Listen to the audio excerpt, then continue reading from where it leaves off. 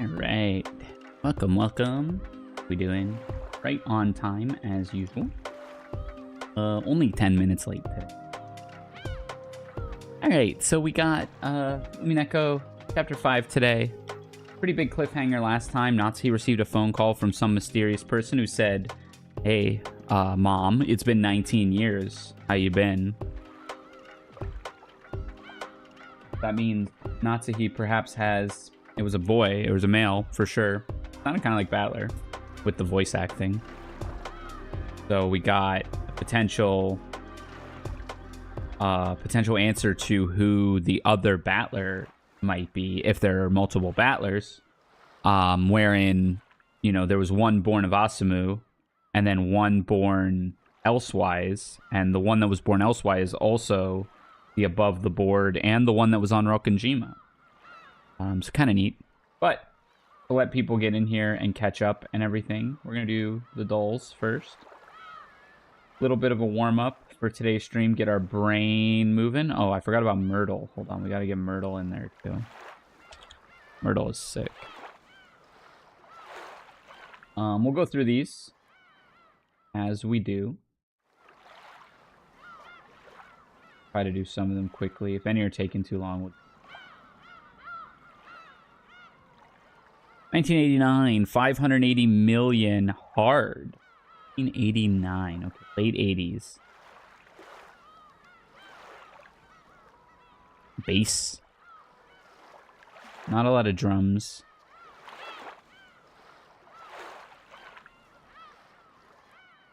Late 80s.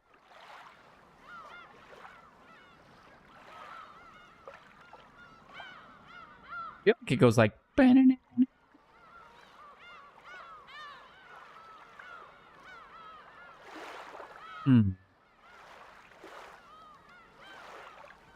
Electric guitar will probably give it away. Wait. No, I think I know this. Hold on. Right here.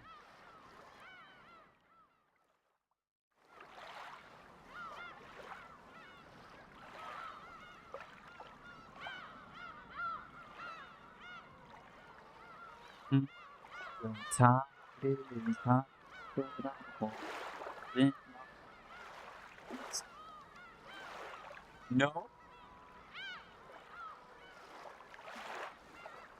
No. Oh, I thought I nailed that. Oh, shoot.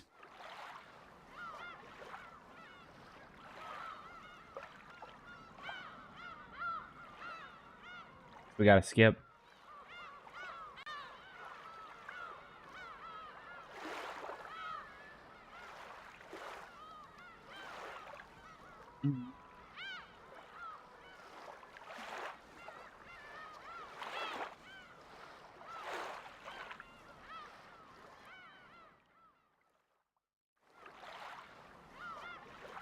Some Michael Bolton ass.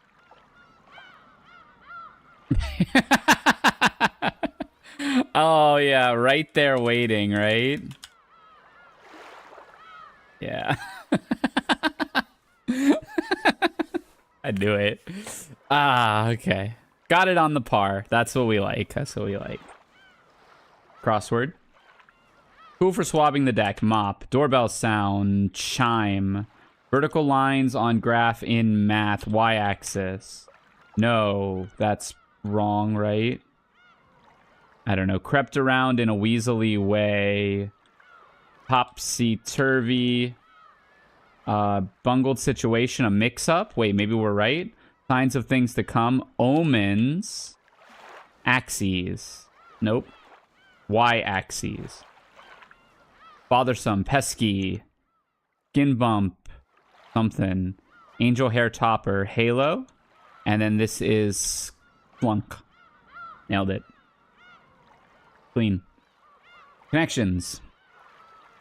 Martini. Things that are shaken. Teeter-totter. Tito-tailor. Tetherball. Hey, teeter-totter. Teeth. They don't all start with T. These all start with T. Would they really do this? There's no way, right? I'm going to ship it for 1. Okay, it's not even close. I was going to say, where's the start with T? T-E, like the T sound. Yo-yo, pendulum, things that swing, swings. Tetherball? I'm going really fast on this one, but okay, 1 away.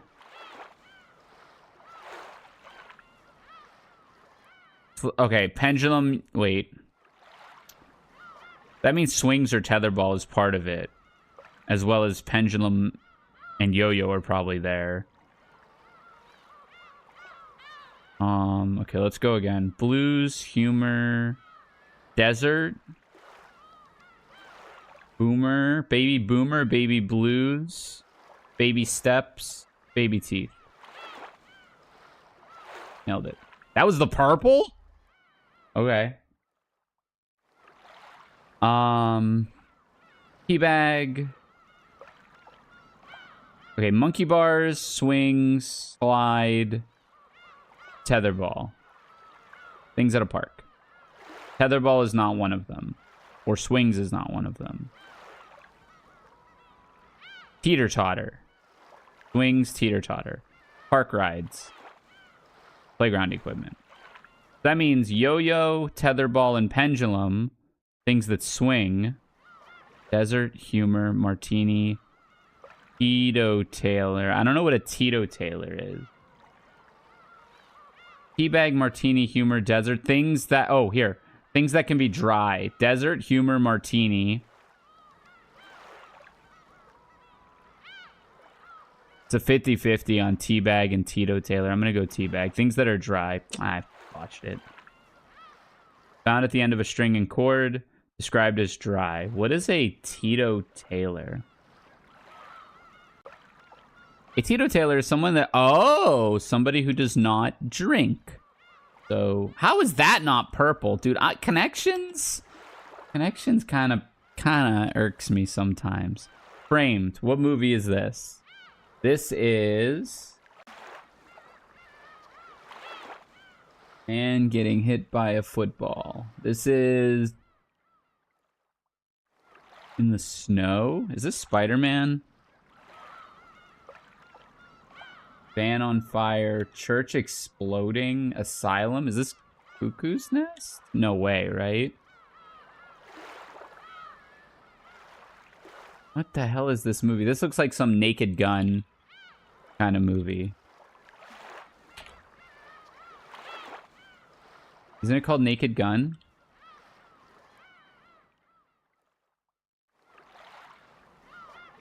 Is that just not an option? Okay. What's like another spy parody movie? Spies Like Us?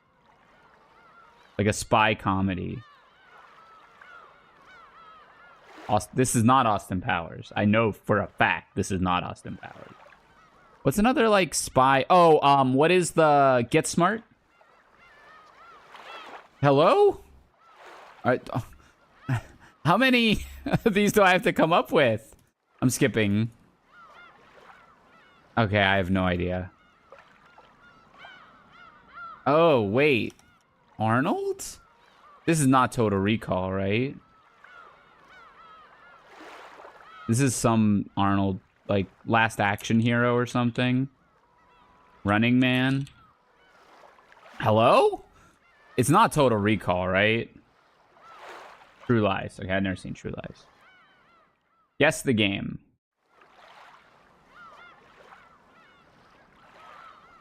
I have no idea. Metacritic score 75%. Original platform PC. Is this XCOM?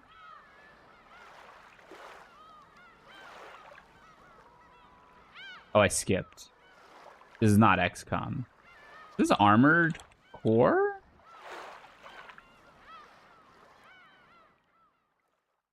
Originally released in 2024. This came out this year. And this isn't Armored Core? Developer Blackbird Interactive. Is this Ace Combat? Did an Ace Combat come out this year? Homeworld 3. Yep, no clue. I might have to stop doing some of these, like, guess the game ones. Okidoku. Monotype water. Ortel. Water flying. Water Gyarados. Water Kanto. Kanto is the first region. Give me Polyhorl. Nice. Normal monotype. Just normal. Chansey, one of my favorite Pokemon.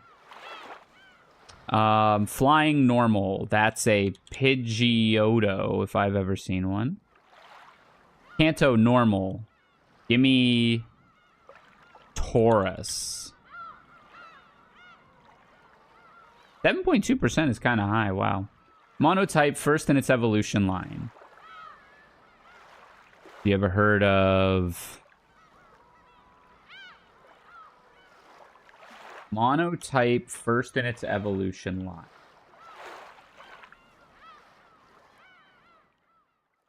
How about, what's the Mr. Mime baby called? Mr. Mime. Mime Jr. No? What type is Mime Jr.? I gotta know. Mem Jr. Very nice. Psychic and Fairy. Ah, got added with that Fairy type later. Understood, understood. Monotype for... I could have had this one, huh? Monotype first in its evolution line. We can just go with, like, Ekans.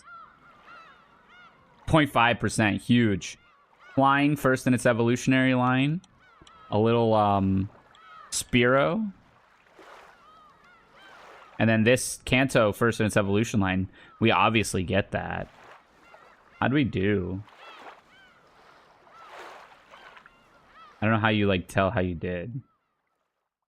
Oh, if you die, you just die? Okay. So you can't miss one? Game... I don't like this at all. Daily dozen. Alright, we already know we skipped these. This is Rams. Wait. Chargers. What? Dolphins. Is it a person? Oh, it's a guy. Bob. Orlando Bobo, obviously. In his 40s, Randy Johnson won 17 games back-to-back with the American League team. American League Mets. Damn. As a goaltender, blah, blah, a brutal season while scoring for this Western Conference team, NHL. This is definitely the Canucks. Whatever. Geography. Chile borders 3 countries by land. Argentina, Bolivia, and this country. Is that Venezuela? Nope. This is Conan O'Brien and Tilda Swinton. Yes! Hell yeah.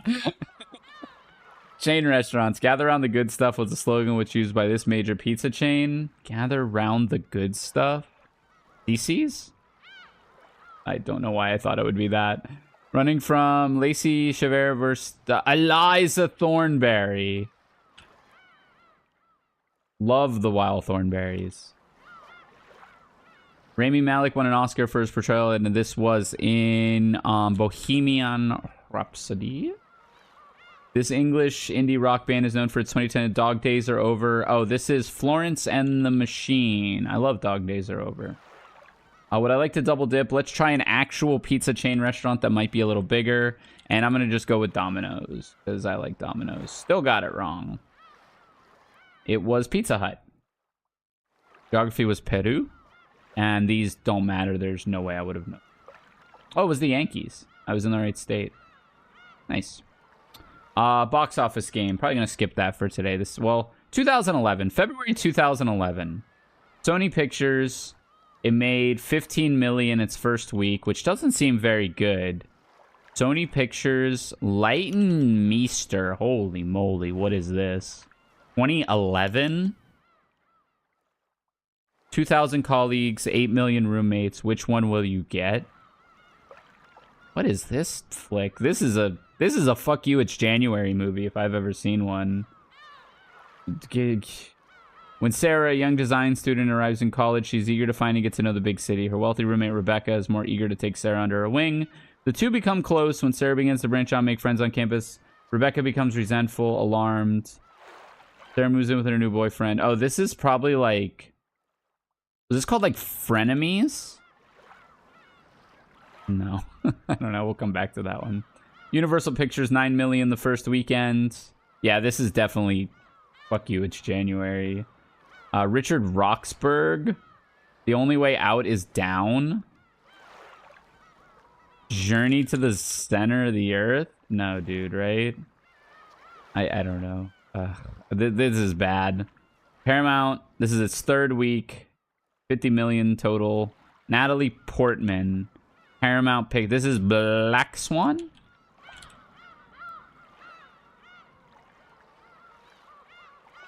Ashton Kutcher, Natalie Portman.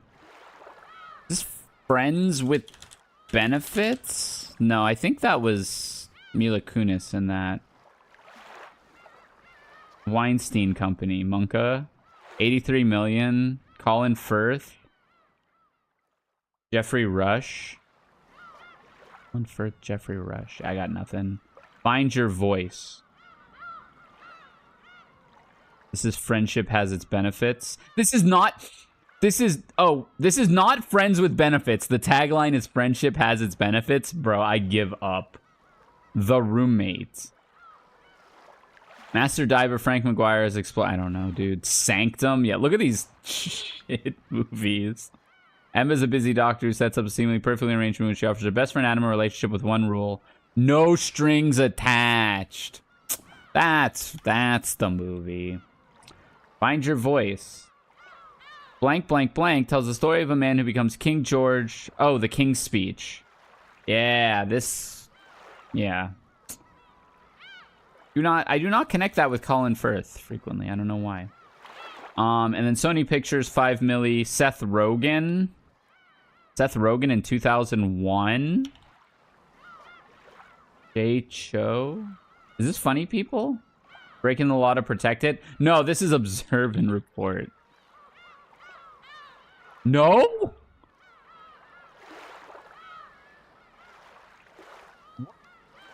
Read an extra lot of newspapers. Spoiled Playboy who's been fun. Happy after his father. Oh, this is the Green Hornet. That's right. Seth Rogen was in that.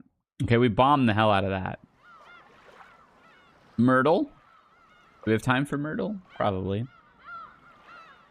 Deductive Logico. Once again, Deductive Logico arrived late to the scene of the crime in a nature resort where a famous bear has been killed. President Amaranth. Spending time with his constituents, especially a certain 1% of them. Poignant. Right-handed, gray eyes, red hair, Gemini. The bear. Silverton the Legend. No. Right-handed, blue eyes, silver hair, Leo.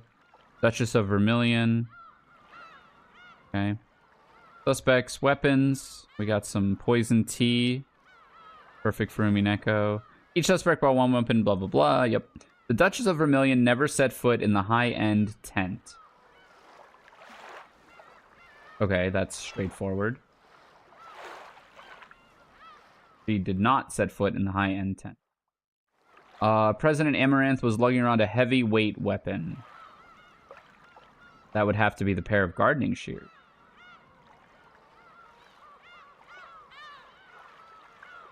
Then we'll stroke the magnificent eyebrows.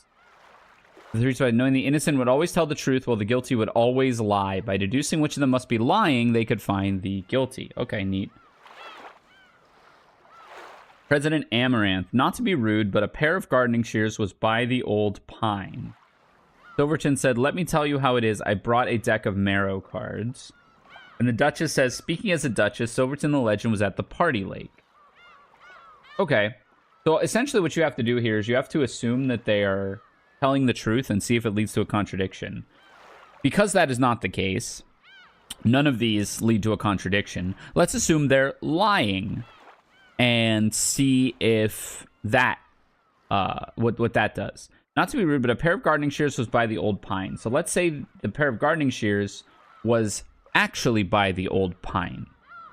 If Amaranth is the killer, that means the gardening shears were by the pine. this is a little bit of, this might be a long chain of logic.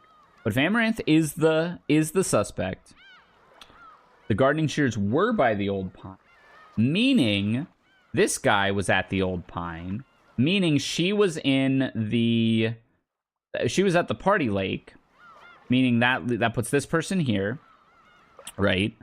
And if this person is here, then these two are also telling the truth, which means Silverton brought the tarot cards, and that means the Duchess says Silverton the legend was at the party lake, which he wasn't. So Amaranth can't be lying. Because Amaranth can't be lying because it would mean these two would have to be true, right? And these two being true leads to a contradiction. So it's Silverton or the Duchess of Vermilion. We have to reset this just because it gets a little ugly when you do that. Duchess of Vermilion was not in the high-end tent. President Amaranth had the scissors, which means the scissors were not the murder weapon. And then Amaranth is also telling the truth. So a pair of gardening shears was by the old pine. Which... And we know Amaranth didn't do it. So the murderer was not at the old pine. And Amaranth was not... Amaranth was either at the old pine or the party lake. Wherever she was at wasn't the murder location, right? Because she's clean. So everything she's got is clean. The shears are clean, and the shears were at the old pine. So actually, she was at the old pine. So the shears, the old pine, and the and Amaranth are clean. So it's either Silverton, which he says he brought a deck of Marrow cards, and then the Duchess says, speaking as a wait, are you Amaranth? Oh, whoops. It's this way. It's the same logic. It just looks like this. So let me tell you how it is. I brought a deck of Marrow cards. And speaking as a Duchess, Silverton the Legend was at the party lake. So if the Duchess is telling the truth, he had this. He had this. And he was at the party lake. Which puts her with the Marrow deck at the high-end tent. Is that okay?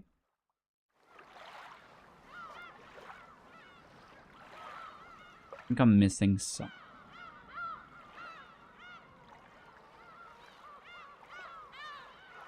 Oh, the poison tea is heavyweight.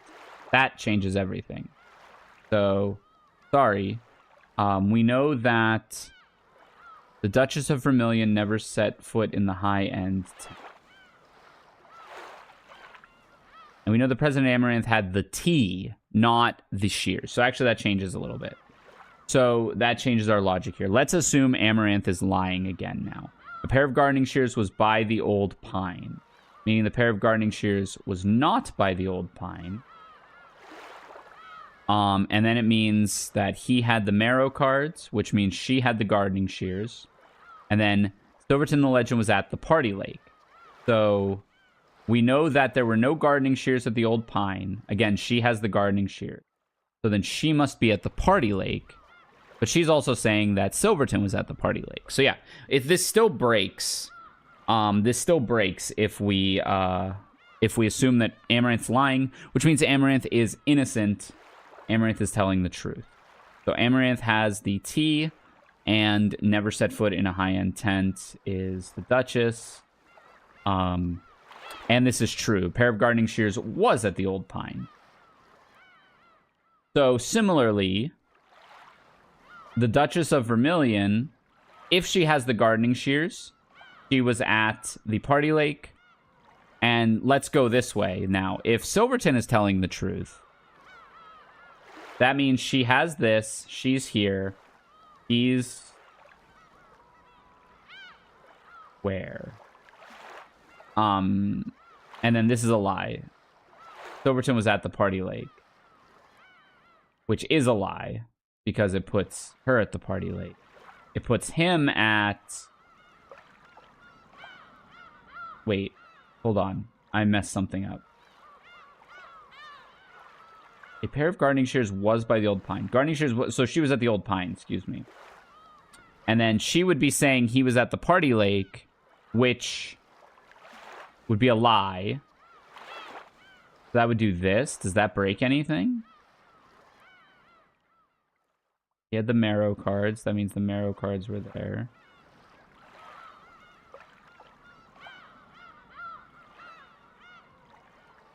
And then, well, here we can do this, right? The gardening shears belong to one of these two. If he's telling the truth, that was if he was telling the truth. That would make her lying. Is that right? Let's say she's telling the truth. Silverton was at the party lake, which means she was at the pine, which means she had the shears, which means he had the marrow cards. They can't... This can't be true. There's no scenario where this can be true. If he was at the party lake and she's never set foot in the high end tent, that means she was at the old pine, which means she had the shears, which means he has the marrow cards. Meaning she can't be telling... Or wait. That's if she's telling the truth. If she's telling the truth, he's telling the truth. And we already know Amaranth is telling the truth. So they can't all be telling the truth. So let's say she's lying. He was not at the party lake. That doesn't give us a ton of information. Let's say he's telling the truth. Or sorry, let's say he's lying. That means he has the gardening shears. That means he was at the old pine. That means she was at the lake. That means she's also lying. If he's lying, she's also lying. What am I doing wrong here? I might just have to... I think she did it. It was the Duchess with the gardening shears in by the old pine. I might be wrong here. I was right. Okay. Yeah, essentially, there's no scenario where she could have been telling the truth. Right? That's what created the issue. If she's telling... Because we knew Amaranth had to be telling the truth. If we said Amaranth is lying, then these two could not simultaneously be true. These two cannot exist together. These two cannot simultaneously be true based on the other information. And because these two can't be true, this has... let's say if this is false, these two cannot be true. So this has to be true. It's like proof by contradiction. Okay. One more thing before we get started on Umineko. I want to show off my new cardboard. So, these are North American Qualifier Lightweaver Assaults, which is one of my favorite cards with one of my favorite characters on it. This is Grand Archive. So, North America Nationals Qualifier. Our team of 3 has earned 3 of these. So, there's 1, 2, 3. And then I bought a 4th one. You can buy qualifier cards in this game. But you can't use multiple copies of them. So, like, it's more because I wanted to have a playset of these really fancy alt art Lightweaver's Assaults. And the last one came in today. Because, like, these we won in tournaments. And then this one came in today. So, full playset acquired. And I'm one step closer to a max rarity, max bling Xander deck, which I'm really, really excited about. I have another fancy card coming in tomorrow that I bought from Europe that I'm pretty excited to have. I just wanted to show that off. Okay. So, now...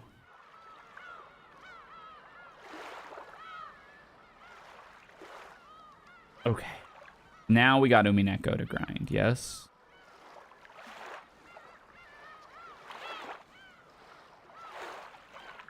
I'm really curious what happens next. Also, I'm curious, you know, if sitting through the... If having the dulls as a warm-up for about 30 minutes at the beginning of stream is good, bad, indifferent. I kind of like it. I think it's comfy. I think it lets people kind of roll in as the stream's been live for a little bit. And I enjoy doing them, so I'll probably keep doing them. Maybe not obligate myself to do them. But yeah, sit back, relax. Umineko time.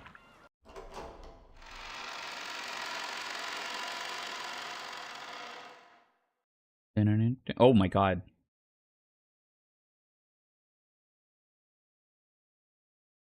Got jump scared. Lambda Delta jump scare.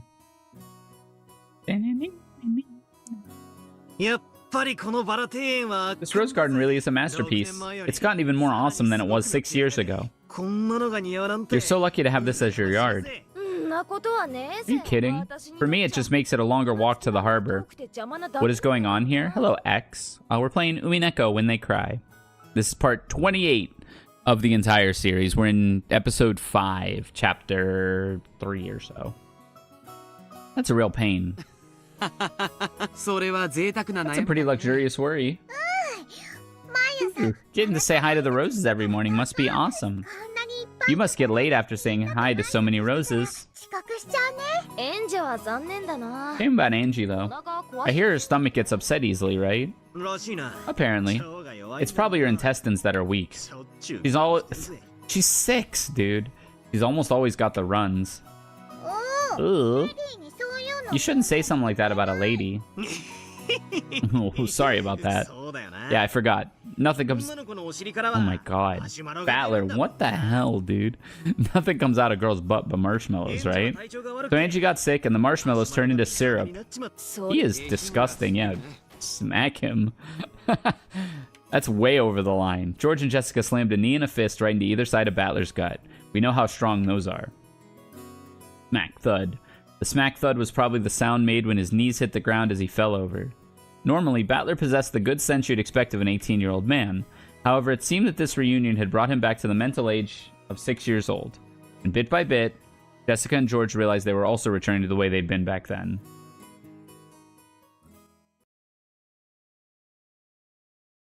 Natsuhi gazed at this charming chat through an open window in the hall. Madam, Kraus is searching for you. I'll go in just a bit. It isn't even lunchtime yet, and I'm already tired.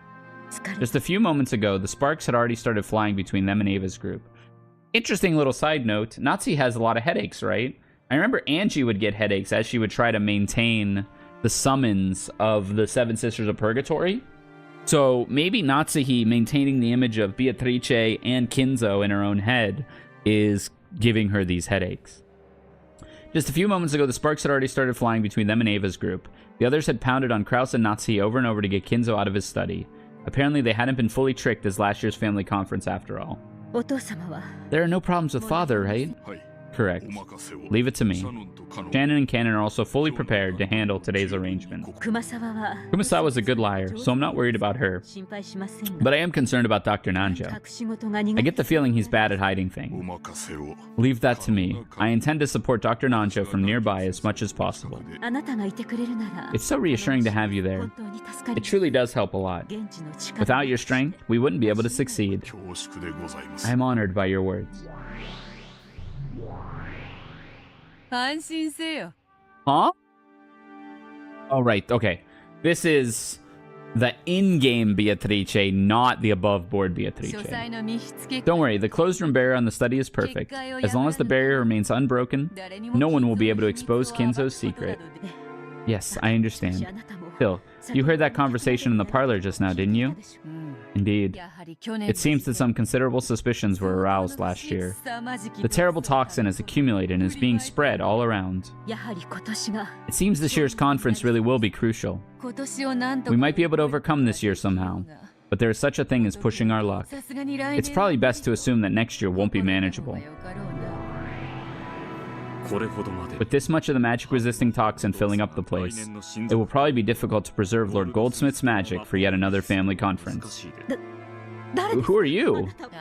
Oh, no need to be surprised. This man serves as my head furniture. Greetings, Madam Natsuhi. My name is Renov. It is a pleasure to meet you. This man's reliable. He's also helping to protect the closed room barrier. Oh, is that so? I am Ushirimiya Natsuhi. I thank you for your cooperation. Of course, madam. I will be aiding you from the magic world. Please rely on me. Ah, in that case, I guess I'll introduce myself next. Hi, Richi. Long time no see. Cap, I'm glad to see you're here as well. Well, I only came to have some fun. If you need an extra hand, let me know. Nice to meet you, madam. This is the first time I've said hello, but I'm always right by anyone's side. Cap here is quite the prankster. Remember that headache medicine you dropped on the floor in your room and lost while you were getting dressed? Cap was the one behind that.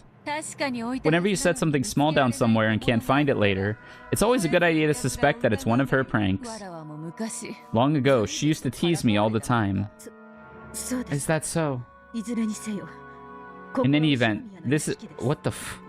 In any event, this is the Ushiromiya mansion. As long as you are here, you will obey us. You understand, correct?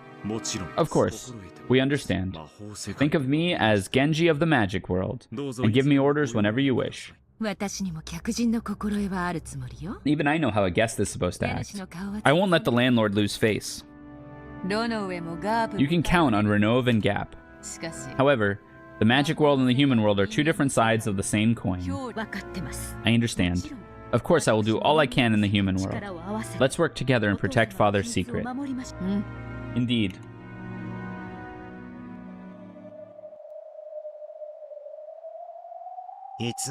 This happens every time. Looks like we won't get anywhere until the next day. Hmm? Well, sure. October 4th is like a prep turn for me.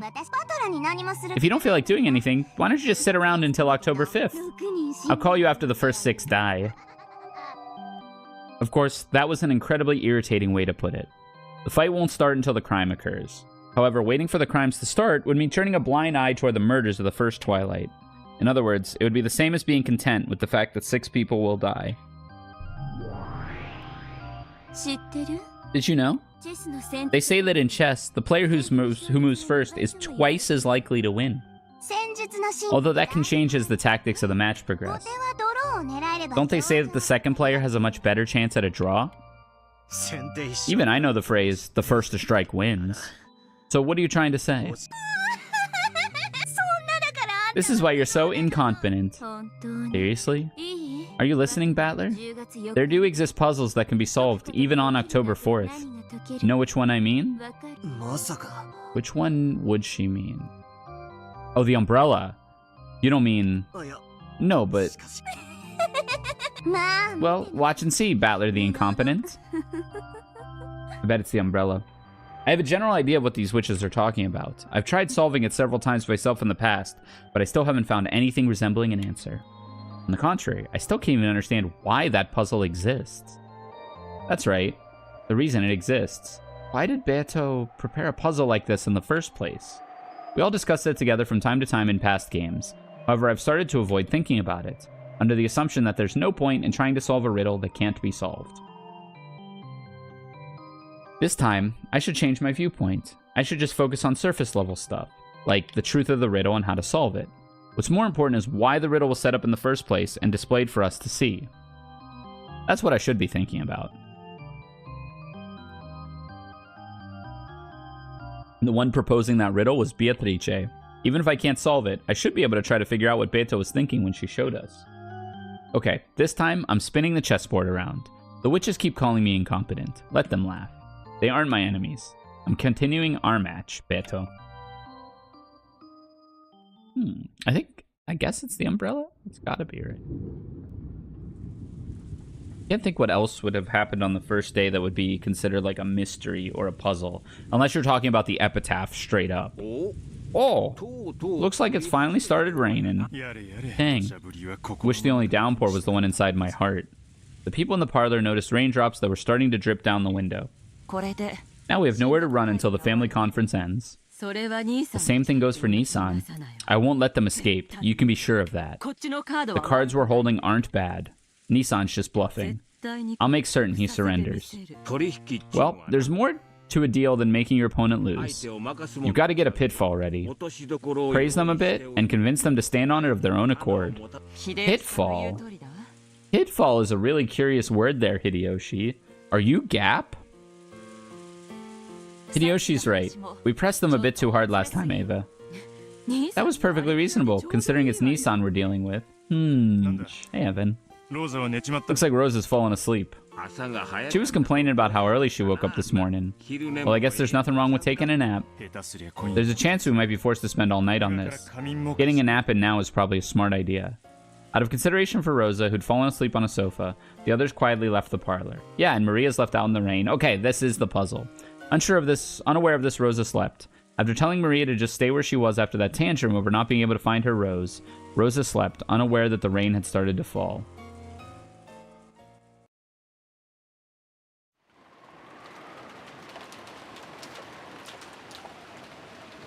The rain poured down as though it had been saving up for this moment. Of course, Maria noticed that the rain had started falling and was soaking her to the bone. However, that just made her even more stubborn. Unable to find the poor, slightly unhealthy rose that she herself had marked. She just couldn't stand having to search be interrupted by something like the rain. So the more the rain fell on Maria, the more stubborn she grew, and she wandered through the rose beds. As she did, from behind Maria's back came a patter-patter, the sound of approaching footsteps. It must be Natsuhi. Then the footsteps landed in a puddle, making a small splashing sound, and Maria finally heard. However, even the slight distraction of that sound irritated her, and Maria ignored it. Hello? Is it Bernkastel? Maria turned around, bewildered. After all, that voice was one she didn't recognize at all. On this sealed-off Rokkenjima, that voice belonged to no person that she knew. Oh. We're Not Alone is the achievement. It's called You Are Not Alone, Something's Different This Time, is the name of this achievement. Kraus, madam, I was looking for you. Something important has come up. Kraus and Natsuhi had been privately discussing what should be done next in a deserted corridor on the 3rd floor. Genji had searched everywhere for them, so Kraus and Natsuhi are here. What is it? It must be something more urgent than a few sheets getting soaked in the rain. What is it? Has some sort of blunder been made? A short while ago, someone arrived at the mansion, claiming to have drifted here after an accident at sea? Kraus and Natsuhi couldn't help but go wide-eyed and stare at each other.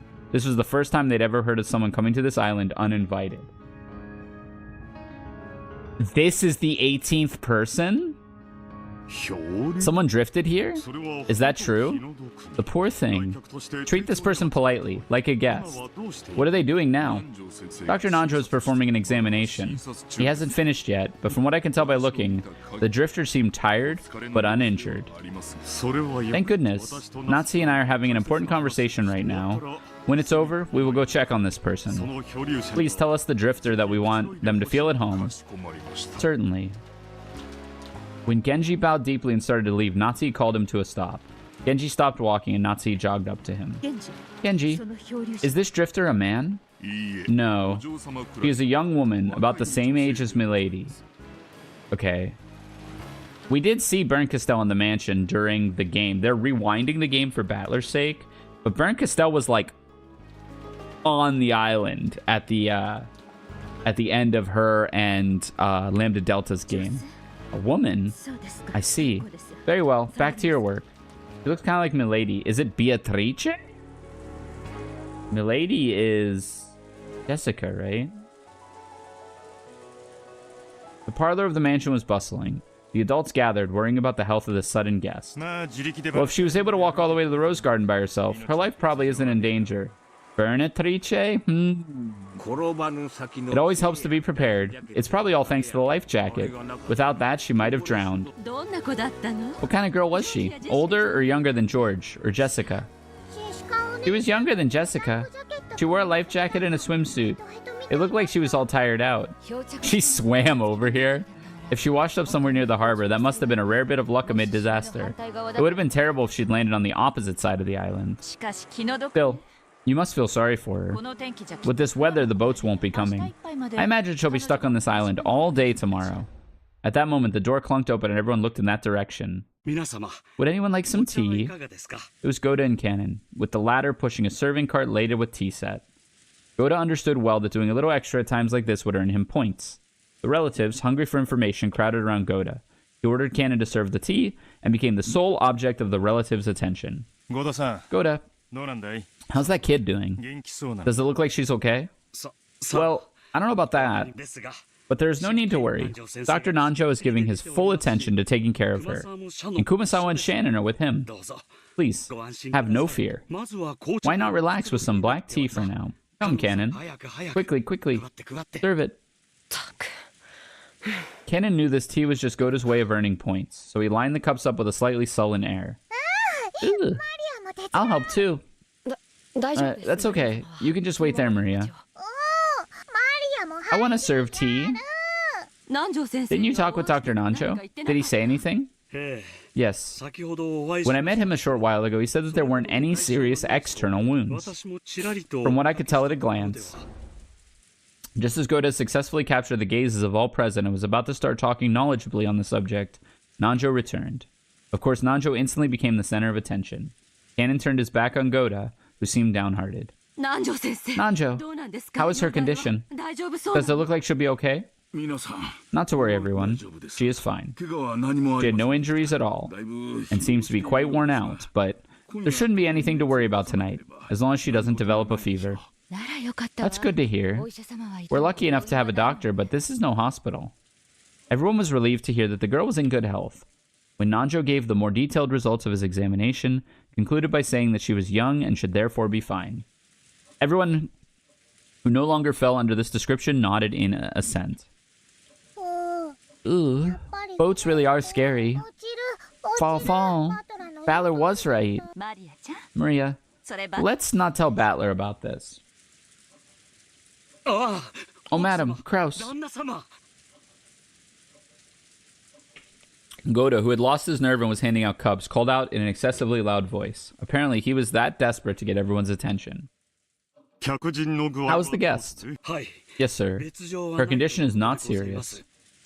I see. That's great. Where is she now? I believe Kumasawa and Shannon were guiding her to the bath. They said they would get her some clothes afterwards. In that case, they'll probably arrive here soon.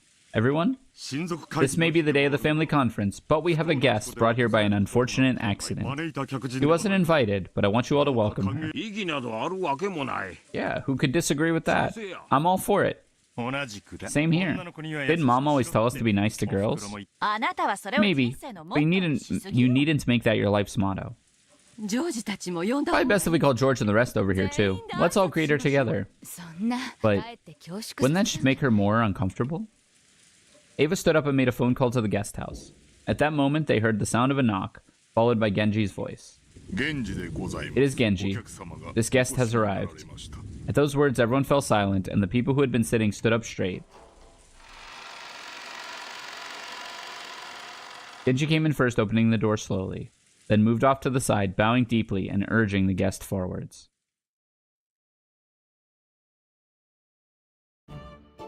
It is Baron Castell. Yeah, I mean, we saw her in the flashback. Yeah, it looked like that. Here she is. There he is. The Eric Estrada Cool Cat video. The guest had Shannon and Kumasawa following by her side, and even after seeing that large number of relatives waiting for her in the parlor, she didn't seem overawed in the slightest. Just this single point showed that this girl possessed a dignity appropriate for a guest invited in by the Ushiromiya family. Furudo-sama. Furudo. Allow me to introduce you. This is the representative of the Ushiromiya family head, Ushiromiya Kraus. Welcome to Rokkenjima. Though you arrived due to an accident, you are a guest of the family. We welcome you. Please, make yourself at home and relax however you please. Thank you very much. Allow me to introduce myself. I am called Furudo Erika. Furudo Erika. Fell from the pleasure boat Eternal Maid 2, mid-cruise in the waters near Rokkenjima. I imagine this is a reference to something. On October 4th, she drifted to Rokkenjima and the Ushiromiya family welcomed her as a guest. She managed to drift to the island unharmed thanks to several miracles, including the fact that she was wearing a life jacket. Is Furudo... Oh, is it just a Rika Furudo reference? Yeah, it is, right? Okay. Easy. My deepest apologies for disturbing your members of the Ushiromiya family like this. I'm truly grateful for the warm welcome I've received despite my status as an uninvited guest. Miracles, you say?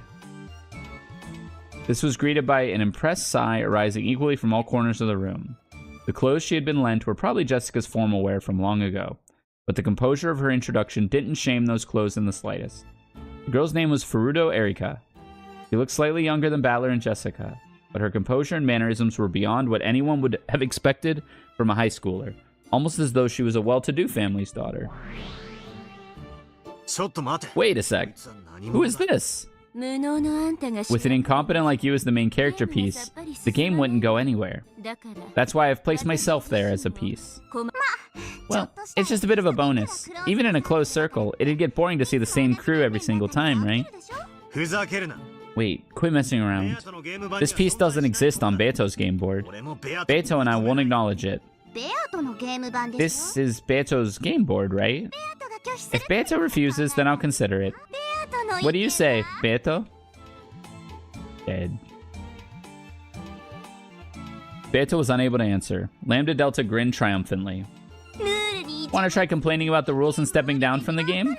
Isn't that a favorite move of you mystery people? If there's even a tiny element that goes against your expectations, you throw a tantrum and totally stop thinking. Don't worry. I'll make a detective proclamation regarding this piece. A detective proclamation? I proclaim that Furuto Erika is the detective. The detective isn't a culprit. No proof is needed to show this. In short, there is absolutely no need to suspect this girl. Even if she appears as a human piece from now on, you can build theories the same as you always did, get it? So I was talking with a friend, with Shaylee, about this earlier on Discord. And essentially, I think there's a possibility that Battler did it, because this proclamation was never made about Battler. He was not established as a detective piece, and the only logic, and none of it was said in red, mind you, but the only logic that ever had Battler clear from being the killer is that Battler's there saying, of course I didn't do it. But there's also the possibility that the above-board Battler is a different person than the in-board Battler, and there's two Battlers. So, very much a possibility that the Battler that is on the island in 1986 is doing this. That's Nox's 7th, right? It's forbidden for the detective to be the culprit. There was an exception because in the original, but for this game, the detective isn't a culprit has been proclaimed in red. So you don't need... Wait, hold on. There was an exception clause in the original. But for this game, the detective isn't a culprit has been proclaimed in red, so you don't need to consider the exception. I hate word games, so I'll say this in red too. Furuto Erika is not the culprit. Okay. Furuto Erika had no influence on Beto's games before now. Sure, no problem. Furuto Erika had no influence on any of Beto's games before now. She's nothing more than an extra character who is appearing for the first time this round. She does not exist in the worlds before this one, nor does she influence them. What does that do to the number of people on the island right now? Of course it's +1 from the previous number. But don't worry, Furuto Erika only increases it by 1 person. Besides her, the number of people on this island is exactly the same as it was in the previous games. That's curious. At this time, the sound of people dashing down a corridor could be heard. It was Battler, George, and Jessica who had come from the guest house after being called here by Ava. They immediately spotted a guest they didn't recognize, and their eyes went wide. Whoa! Who are you? Ooh, a guest. She came by falling. Falling? Genji, who is this person? It's a guest. Furuto Erika-sama. Furuto-sama. This is the daughter of the family, Jessica, along with her cousins, George and Battler. Nice to meet you. I'm Ushimiya Jessica. Hello. My name is Furuto Erika. I am very pleased to meet you. But Battler, George, and Jessica didn't have a clue what was going on and were utterly bewildered. They each introduced themselves. Isn't that convenient? This way, the number of people is clear. The people in the guest house have joined up with the rest. And now, all of the pieces except for Kinzo, all of the humans, have gathered in the parlor. Looks like it. In other words, the number of people in this parlor is equal to the total number of people on this island.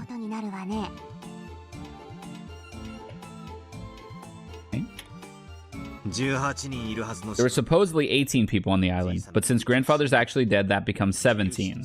And now one piece of Baron Castells has been added. The number of humans on this island has returned to 18.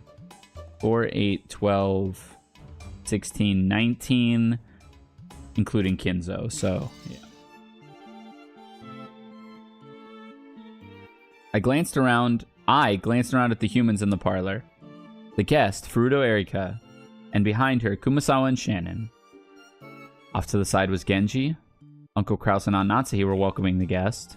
Gode immediately started showing off, and Kanon was being unsociable, wearing his usual blank expression. There was Dad and Kiri, Aunt Ava and Uncle Hideyoshi, Aunt Rosa and Maria, and Dr. Nanjo. Then, on either side of me, were George and Jessica. This is everyone, the true number of people on the island at that moment. Well, all of us are Ushiyomiyas. Please don't feel obligated to call us by our family name. I'm George. I'm Battler. Nice to meet you. Thank you, George. Battler. I'd be pleased if you would call me Erika. Nice to meet you, Erika. It was decided that Erika would be welcomed like a guest and allowed to borrow the bedroom next to the cousin room on the second floor of the guest house. In front of all the relatives, she had seemed dignified and a bit stiff. However, as she talked with George and Jessica, her expression began to soften gradually.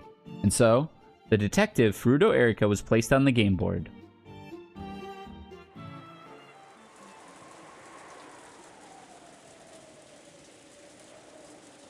This lets her bear witness to stuff and not be assumed to be in collusion with it, which is nice.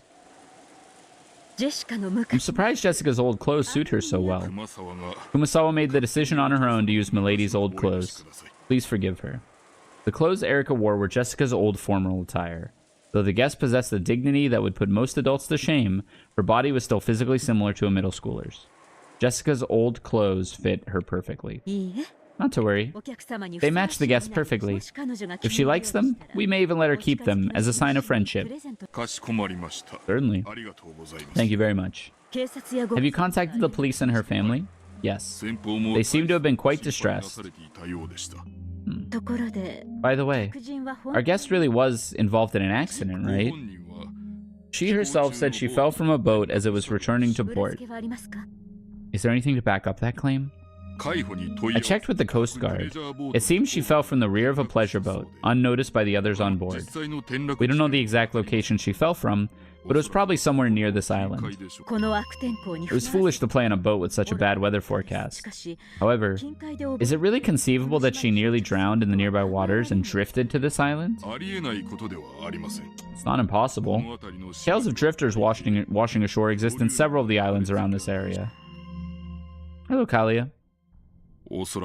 I believe it's likely that an accident occurred. We're in the middle of a typhoon. Would it not be possible to land a boat anywhere on this island? Genji had already considered what she now suspected. Natsuhi probably suspected that this mysterious guest, who had arrived during the already high-stress family conference, might be the agent of some conspiracy. So Genji had already checked to make sure that the accident was real, and that Furuto Erika was her real name. And that there was nothing suspicious going on. I understand. My husband has ordered that she be politely entertained. Make sure that there are no blunders. However, you do understand, don't you? Yes. I won't let her anywhere near the family conference. After dinner, I will see that she retires to the guest house. Make sure they don't start trying to force us to let her meet father or anything like that. Of course, I will keep that in mind. Oh, Furuto Erika. It's rare for guests to come here. Doesn't this look like it'll be interesting? She's probably Lady Baron Castell's piece. Though she will follow the rules of humans, the player is a witch. We mustn't underestimate her. That's no problem. Even if she were Lady Baron Castell herself, since she's a human, she's no match for us. After all, we have Gap with us. Humans certainly can't win against Gap. Thanks. Phil. It's not a good idea to overestimate yourself. The definition of a witch doesn't only imply the ability to use magic. True. A joker in the eye of the typhoon. That is what a witch is. I'm the only one who gets to call herself a witch on this Rokkenjima. Only I, the Golden Witch and Endless Witch, Beatrice. Let's see how good Lady Bernkastel's next piece after Angie is. I intend to watch very closely.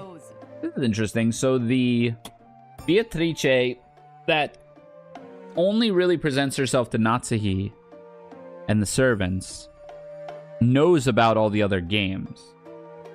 Which is easily explainable because all the other games are known by everyone observing. In world, it's still kind of interesting that Natsuhi would have this going on in her head. Oh, chapter end. That was a short chapter.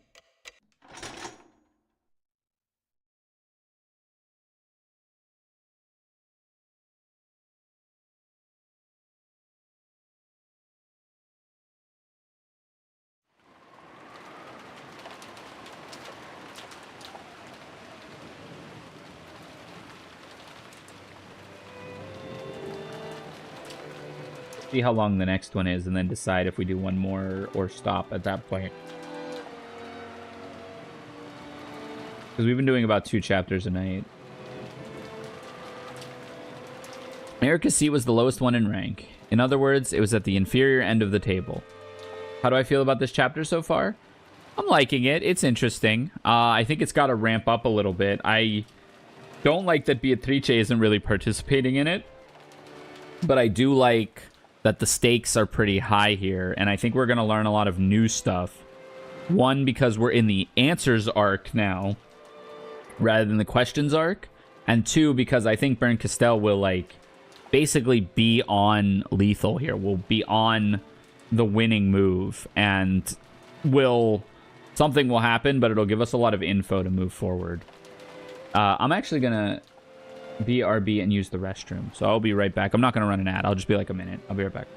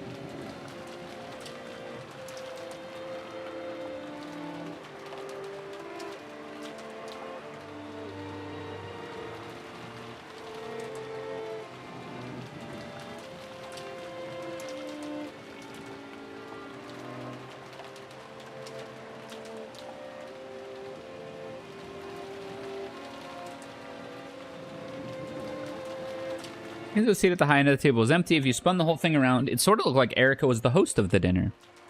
She's so cool. She seems cool, yeah. Well then, everyone, I would like you to begin tonight's dinner, if I may. After Goda's announcement, dinner began with the applause that had become almost customary. It was finally the beginning of the dinner orchestra conducted by Toshiro Goda. Except for Krause's household, sitting at such a majestic dinner table was no everyday thing for these people by any means. However, they were all used to this event and acted as though it was completely normal. Once again, if anyone was to be surprised, it should have been Erica. And yet she showed no signs of amazement at this dinner and acted with composure, blending in with everyone else. There wasn't even a sliver of fear one might expect from someone who had wandered here like a lost puppy. What an odd child. She doesn't seem to be the least bit flustered by the Ushiromiya family's grandest dinner of the year.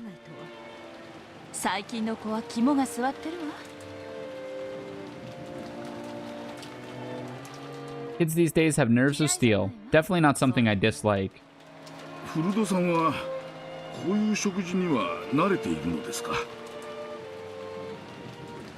Is Fruto used to meals such as this? He seems to be quite composed.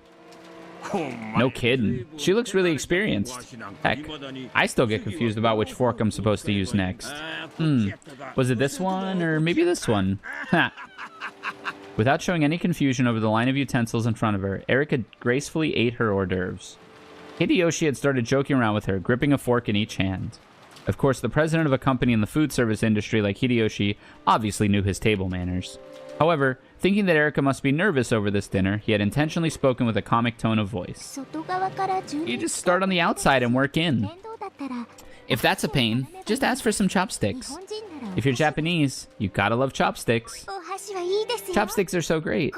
Just one pair of those, and you can deal with any kind of food. Checkmate, soup. As soon as she began talking about chopsticks, her eyes started glittering. The smile she now showed for the first time was far different from the dignity she'd displayed before. More like something you'd expect from someone her age. But even you would use a spoon for curry and rice, wouldn't you? Just make it a donburi bowl. Is there anyone who eats beef bowls with a spoon? Of course not. For the Japanese, it's absolutely, positively, totally chopsticks. Or actually, you can't eat a soup with chopsticks. It just takes 4 gorillion hours. Yeah, true. You just like soak up a little bit and then just one drop at a time. So Goda, would you mind bringing me some chopsticks? I want to show everyone how a true Japanese person should eat without any shame. By the way, what are we eating next? Unfortunately, that would be soup. Owned. As she imitated a shrugging gesture, Erika winked at everyone. Oh god, they're all in love with her. Of course, no one was laughing at her. She obviously knew that soup came after hors d'oeuvres in a full-course meal. Furthermore, Erika had noticed both that she'd been performing too perfectly and creating a sense of tension, and that Hideyoshi had tried to break the ice because he thought she was nervous. That's why she started acting a little childish and lighthearted, acting out the part of a guest enjoying a harmonious dinner. Pretty soon, not only Kiri, but everyone else caught on.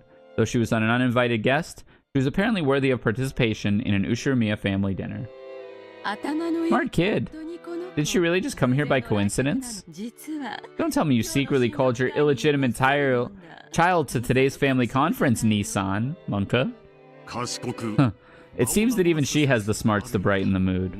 After her manners, and her manners are simply wonderful. It wouldn't be bad at all to have this girl as a daughter. Monka. That's pretty cruel. Where does that leave Jessica? That's mean, Rudolph. What's wrong, Jessica? Yeah, what's wrong, Jessica? Oh, my dad just said he'd rather have this random than me. Headache? I get the feeling my reputation's taking a dive.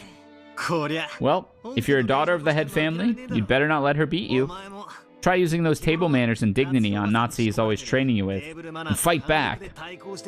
This is so fucked. I want to see table manners. As she grabs a handful of rice and shoves it into her face. Hey, jumping around is bad manners. Come on, Jessica. Show us how it's done. Sure, of course. Jessica straightened up so much it looked like someone had poked her back with a pole. Hi, Kalia. Welcome to the Twitch side. Thank you for the follow. Welcome to the challengers. She had a good posture, but it somehow lacked elegance. She looked, well, kind of like a triangle ruler. Moved over here. Yeah! Saw you on the YouTube. The Twitch chat is the only one that shows in the chat replay. So. Usually Twitch is a little more popular, but I also stream on YouTube to have the VOD available if anyone wants to watch it later. Which Twitch VODs don't really stay that long. She sat at attention with her gaze fixed straight ahead, tried to bring her food to her mouth, and despite this, and failed miserably. Dad, who was sitting next to her, suddenly realized that something was up. What's wrong, Jessica? Stomach ache? Jessica turned bright red. Sorry, I can't help myself. We laughed our heads off. Jessica protested, still bright red. Aunt Nazi scolded us for being too improper. Well, no matter how much we try to smooth it over, we are who we are. We couldn't pretend any longer. Still, that laugh really did help us to relax. We were so concerned about the guest getting nervous, we'd gotten even more nervous ourselves. Our chatter from the center of the long table spread to both ends, and ultimately, the dinner went even more smoothly than usual. It was like a sitcom. Everyone's all chill because of Rika.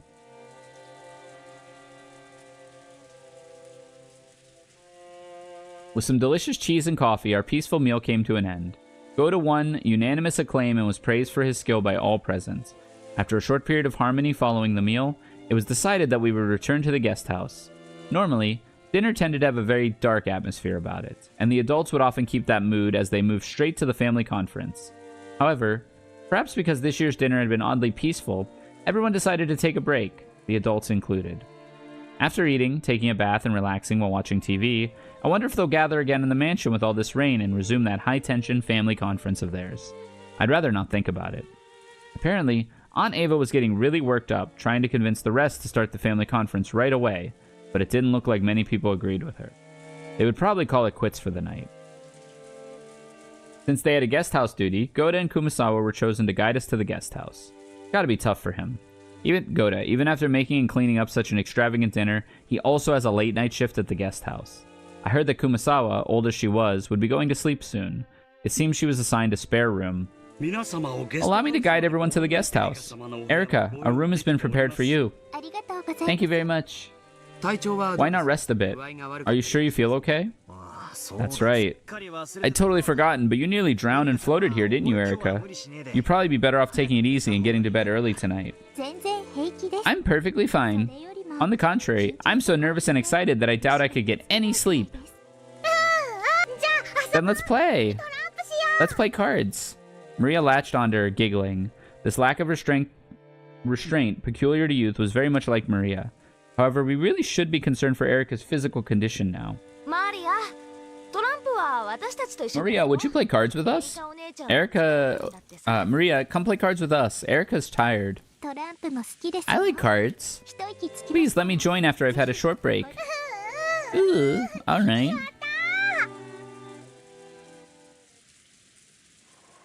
Ooh hits different after episode 4. Who's that? Oh. As she passed through the lobby of the entrance hall, Erica stopped walking. When we saw what she was looking at, the rest of us also stopped. Ah, that's the Golden Witch, Beatrice. Golden Witch? What are you doing, brats? Go on and get back to the guest house. Oh, is Erica gonna, like, solve the epitaph immediately? Dad, Kiri, Ava, and Hideyoshi, and Rosa all came over. The entire guest house party had gathered. However, Erica's gaze was captured by the portrait of the witch, and she simply stared at it for a while.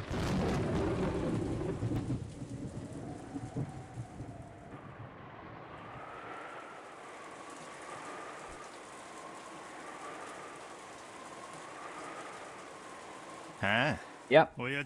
Supposedly, Dad has a stash of hidden gold worth 20 billion yen, and that epitaph shows you where the gold's hidden. Perhaps it was too early for all of them to disperse into their individual rooms, because the relatives who had returned to the guest house all gathered on the first floor, continuing their chat. The topic was the witch's epitaph, which Erica had taken an interest in. It really is a fascinating riddle. We stuck it out in a place where anyone could see it, challenging our intelligence. I love that kind of challenge. Whoa. You seem surprisingly interested, Erica. Do you like solving riddles? Don't challenges like this seem interesting? It seems pretty clear.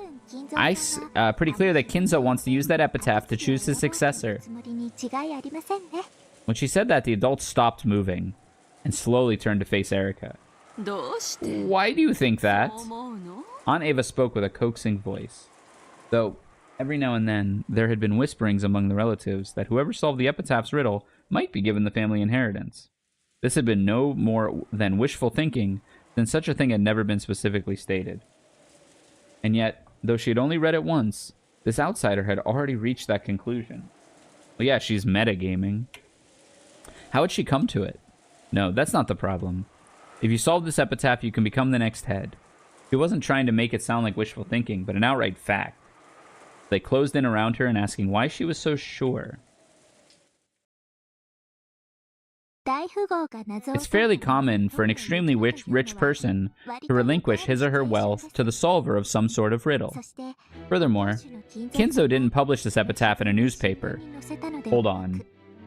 New music.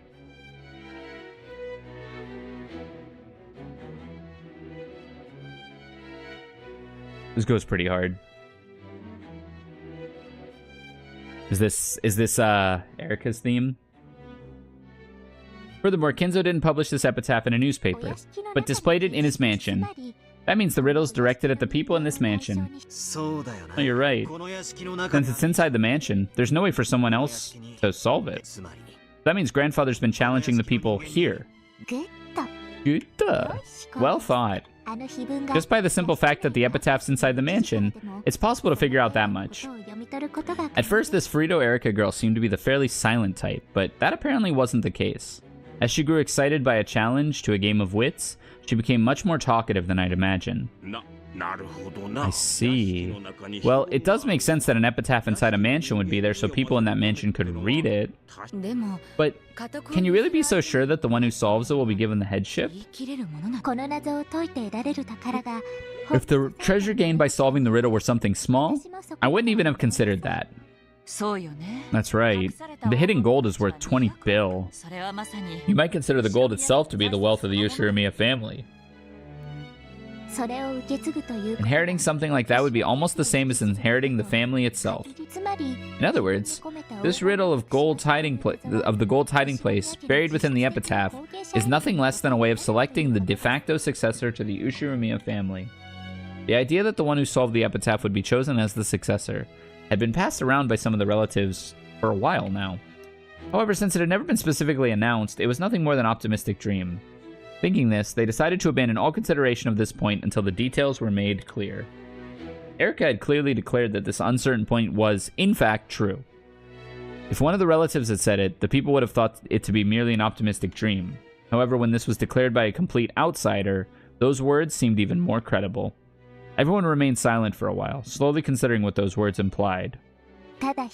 Simply by the existence of the epitaph in that place, this level of reasoning is possible for Furuto Erika. What do you think, everyone? Sorry to butt in, but my dad's the successor. Finding the gold would be one thing, but that doesn't mean you get to be the head, right? Jessica thought the treasure hunting part of the epitaph was really fun. However, she couldn't help but let her expression grow bitter once they started talking about undermining her father's position. By using deductive reasoning based on my theory, it seems likely that Kinzo doesn't want the successor, Kraus, to inherit that position too smoothly. Why?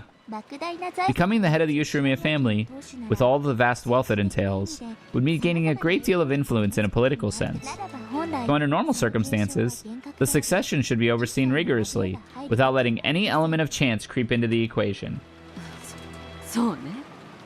That's right. It happens a lot in these stories about Sengoku military commanders that my husband loves.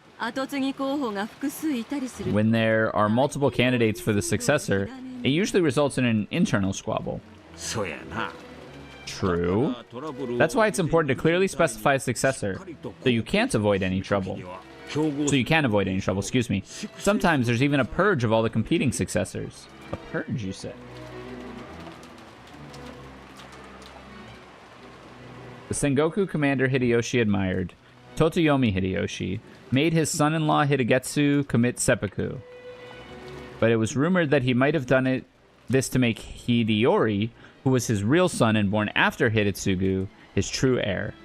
In other words, naming his successor was a way to make it generally known that a single, unique person would be acknowledged by everyone, and a way to remove any chance of another person becoming an opposing candidate. Good. That's exactly right.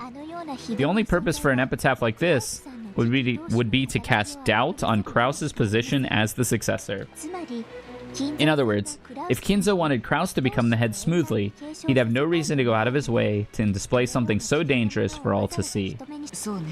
That's right. If you spin the chessboard around, you certainly could say that.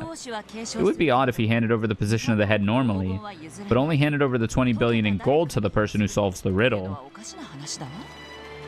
Kinzo would pass on the title of family head, but he would only give up the 20 billion yen in gold to the person who solved the epitaph.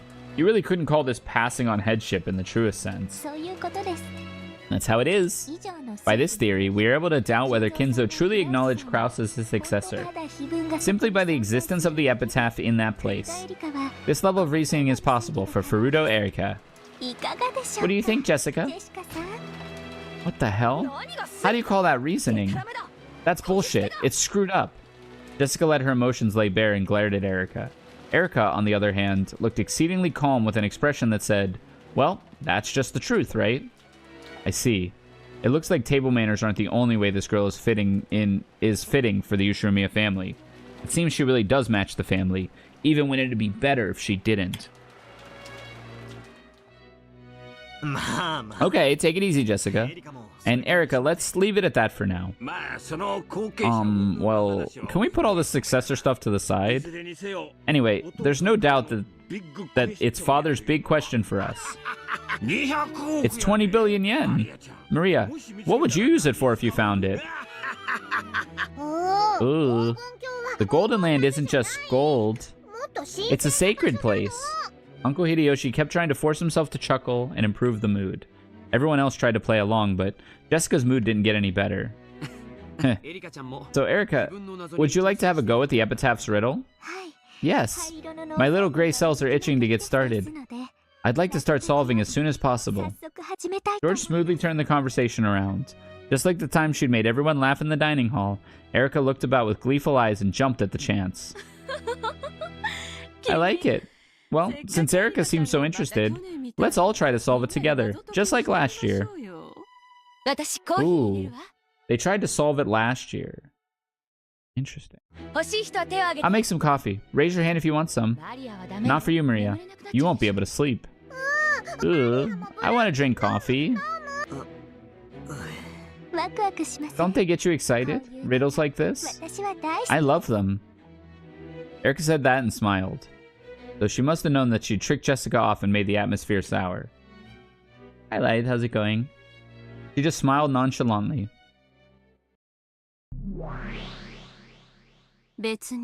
See? Without even waiting for the crime on October 5th, there's a riddle you can solve. Tried to solve it many times myself. Oh, they're talking about the epitaph. But you didn't have a clue, so you gave up and stopped thinking, right? It pissed me off, but I don't have a good counter for that. After all, I don't get the epitaph at all. I don't even know what the beloved hometown means, much less the parts about the Sweetfish River and the key. Thinking that a few more hints would show up if I waited, I kept on waiting and just stopped thinking. Have you figured out an answer of your own? Because I'm about to solve it. Huh? This is where Baron solved the riddle of the epitaph. I'd expect no less from the Witch of Miracles. If a riddle is solvable, she can solve it without fail, regardless of the difficulty. How many years did it take to solve this one?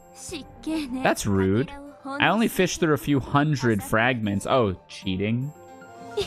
You really are terrifying. You aren't gonna cheat by suddenly saying the answer in red or something like that, right? Don't worry. Just like you, I follow the rules as a player. Well, shall we begin? It's cramped here. Why don't we talk over the sea? Okay. Don't get queasy, Battler. What do you mean over the sea? Are they the seagulls? Is that the twist? Are they the seagulls? I thought the whole world was turned pitch black, and the next moment I was struck by a strange floating sensation. This must be what it feels like to suddenly have the floor drop out from under you, sending you into a bottomless pit.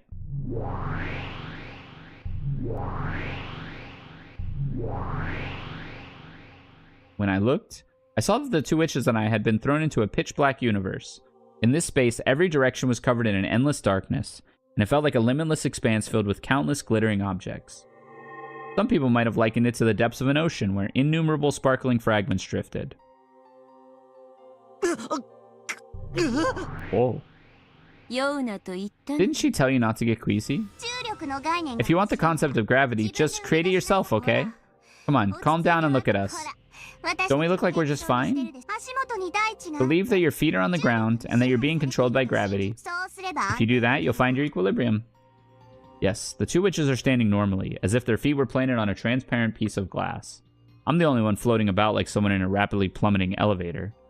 When I saw that they were doing just fine, I started calming down, figuring that there was no need to be scared. Then, just as Lambda Delta said, I gritted my teeth and kept telling myself that there was a place to stand here, and that I just had to stay calm. Whoa. Very good. What's your name? Ushirimiya Battler? Who else do I look like? Okay. You mustn't lose your will, emotions, or form. After all, this is the ocean. If you lose your purpose, you'll fall into the depths of eternity and become a scrap of ocean seaweed. Be careful. I don't get what Lambda Delta's saying, but I should calm down for the time being. It seems that I regain my equilibrium the more I calm down. Gradually, that weird floating feeling, like I was falling forever, began to disappear. It still felt strange, like trying to stand up straight at the bottom of a deep pool, but it was much better than before.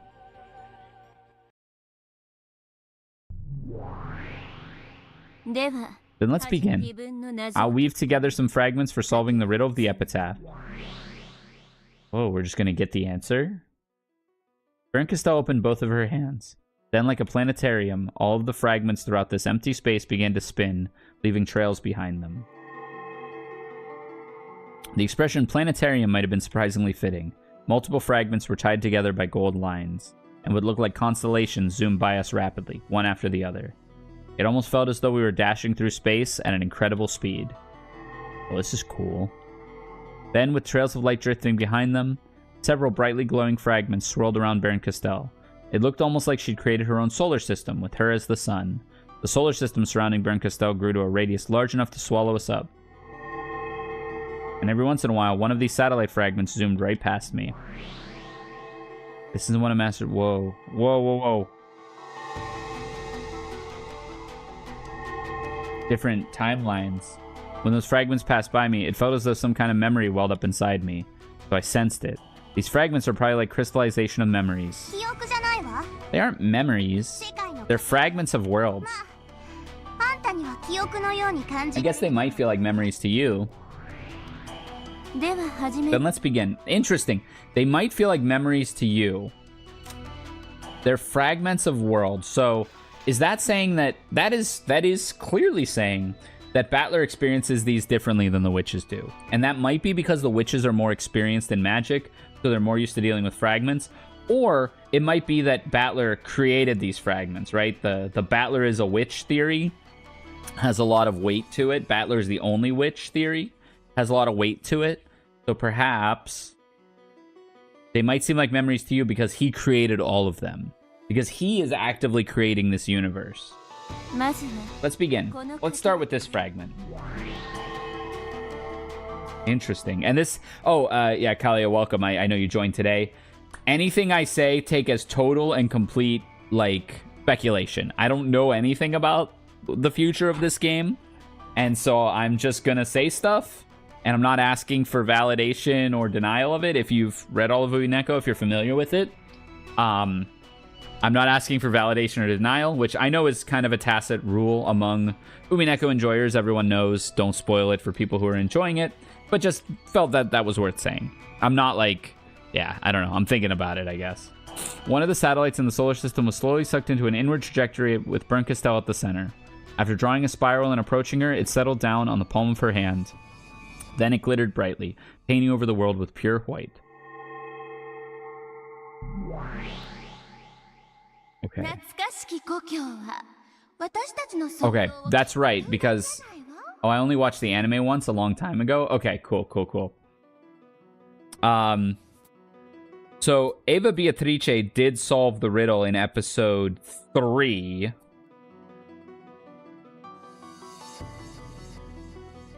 So some of this might be that. The only past father held dear happened during his childhood years. I remember that. This is from the third game, when Aunt Eva was just about to solve the riddle of the epitaph. I was thinking it over with this witch inside her. That's right. And from these thoughts, she made her way to the correct answer. In other words, this fragment shows a vital hint for reaching the truth. It means that this theory is not mistaken. So you're saying we should assume this beloved hometown isn't a metaphor, but the place grandfather actually spent his youth? That's right. And at the very least, it isn't Odawara. Odawara is definitely where he was born, but I don't think that's the hometown he loved. I imagine all of us siblings have the same place in mind. Right. This probably isn't Odawara. From what I've heard, he had a very fun time as a youth. That's right. Aunt Ava and her siblings said it wasn't Odawara. And not only that, it looks like everyone guessed where grandfather's hometown was. Right. And annoyingly, the actual location isn't spoken of in any of the fragments. Duh! If I told you that, there'd be too many hints. If it wasn't a hard riddle, there'd be no point to it. Uh-oh, that's a hint too. If it wasn't a hard riddle, there'd be no point to it. That's also a hint? Huh? So where's this hometown of grandfather's? We can't even start if we don't know that. You mean you couldn't start, so you stopped? Since it had to be a place where he could have lived, the number of possibilities is limited. Well, this is the toughest part. You were the witch who could certainly solve any riddle that could be solved, weren't you? So you took these limited possibilities, in other words, everywhere on the earth, and considered every piece of land that grandfather might have lived on? That would work, but that way there's no amount of time that would be sufficient. So, I needed to take some more hints into consideration to wring out the answer. Didn't you say it yourself? You said it didn't have to be a river with water flowing down it. If the word sweet fish is too complicated, why not forget it? Think of a river. A river. Linking it with a family tree wasn't a bad idea. Try thinking about how to link a river with something else along those lines. Linking a river with roots. A sweetfish river running through the hometown. However, this river isn't truly a river. Ava thought of something else, something that could be linked with a river. Sure, but if it isn't a river, then why the sweetfish? Think. A river that runs through a hometown, but it isn't a river with water running down it. Something that can be likened to a river. Rain, stream, hose. Behold the Sweetfish River running through the beloved hometown. Ava knew where the hometown was, so she could forget about the Sweetfish hint. However, since we don't know where it is, this could be a hint for us too. I worried too much about the Sweetfish River. The Sweetfish part didn't really matter that much at all, did it? That isn't true. It was an excellent hint, wasn't it? Well, of course, maybe there was no need for it to be Sweetfish. What are these sweet fish? If the river isn't a literal river, then of course sweet fish probably doesn't mean the type of fish that swim. What would a sweet fish be if it wasn't a literal fish in a family tree? Yeah. And on top of that, Rosa tossed it aside, saying that sweet fish weren't that significant. On the other hand, Ava said it wasn't important for them to be sweet fish, but that it was still a good hint. In other words, the sweet fish is a key to make you think of something else.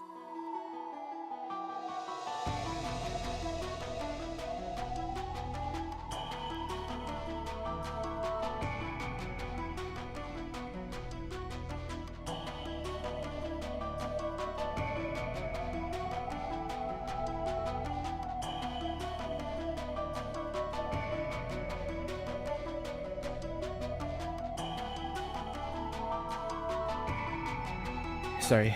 I was thinking for a second too. If that something is a different word, but a word that Sweetfish makes you think of, then Ava's line about how it probably didn't have to be Sweetfish makes sense.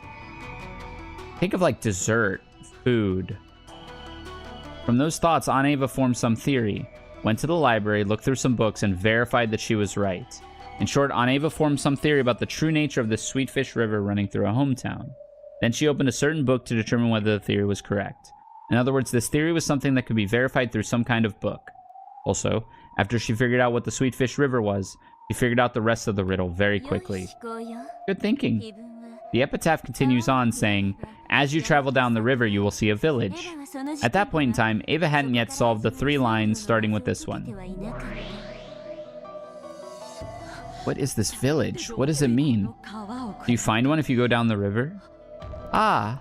Right before my eyes, the pieces I hadn't been able to understand at all began to snap into place all by themselves. Couldn't even remember to close my open mouth. My throat grew completely dry. Is it really okay for this to be the answer? Really? Really? So, if we figure out what the Sweetfish River running through the hometown is, that leads us directly to understanding the, as you travel down the river, you will find a village. And then we get the key? Correct. And we know that because even Ava didn't know what the village meant until she checked the book. What is this book? Could the book be... But this isn't 6 characters at all. I'm absolutely sure this is the answer, but it doesn't reach 6 characters at all. Did you stop thinking again? In that case, think of a way you could read it with 6 characters. If you can't think of one, then research it. There has to be an answer. You must not doubt that. Oh, is believing in that too much for you? If only you just cry yourself to sleep. Each Nissan. Oh, 6 characters. I get it. This is the key to the Golden Land. She found it when she had it when it needed to be 6 characters. Why did it need to be 6 characters?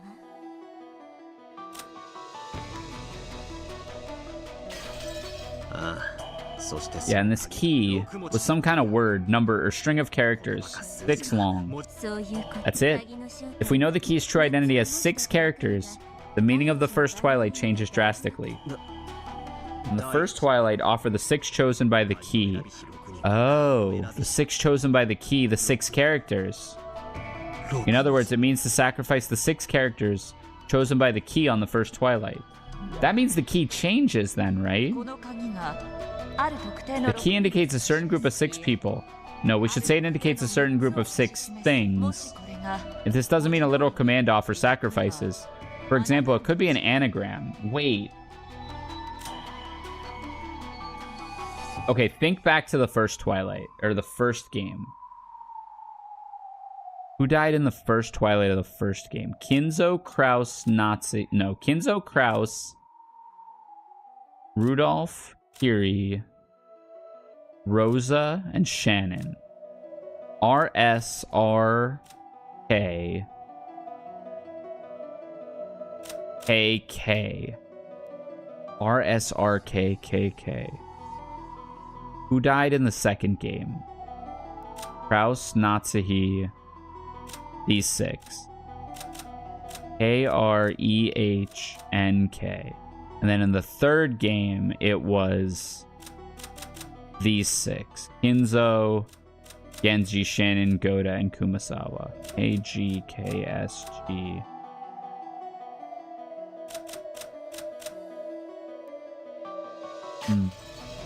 Anagram. Do you mean playing with the letters? I wonder if this only translates to Japanese, though. Yeah, Kiri has been thinking of a way ever since that moment. Like, if I don't speak fluent Japanese, would I not be able to get there? On the second Twilight, there are those who remain, which means that at the very least, that something has a limited number of characters. You could read it like telling you to continue with the remaining characters after the first 6 are removed. Oh yeah, we thought about this a little bit. In other words, on the first Twilight, we take a list of characters that's longer than 6, kill the 6 that are the key, and then do something with the characters that remain. That's right. But like Kiri said, what should we kill the characters from? We don't know this longer string of characters that we're supposed to be killing from. On the first Twilight, kill the 6 characters that are the key. On the first Twilight. In other words, by the time we reach the first Twilight, some string of characters already exists. That might be a set of Japanese characters. But knowing grandfather's tastes, could it be something in English? The first Twilight has more than 6 characters, even though the Japanese phrase has just 4.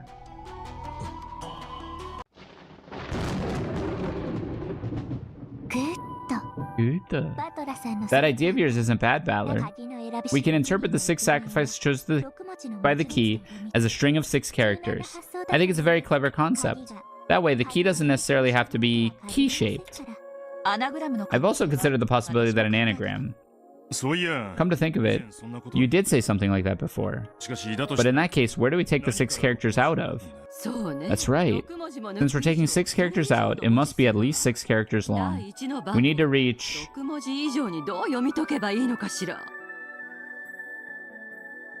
need to reach that in the same way that gives it more than 6 characters. If we follow Father's sensibility, I guess it's probably in English after all, so it is in English. I wish I could look at the epitaph. But thinking, behold the Sweetfish River running through the hometown. Sweetfish River. Something that's a river. That's more than 6 characters.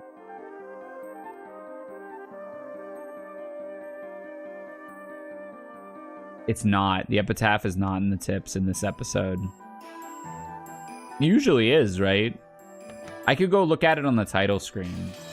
But I kind of know it. I kind of know it by this point, so I don't actually... I just would want to, like, visualize it in my face. But if it's something in English... If it's something in English... It's probably because I'm in the question... Or the answers arc now. Let me just cook on this one for a minute and before I progress, because I think it might actually be solvable. A village. Wait. Thinking.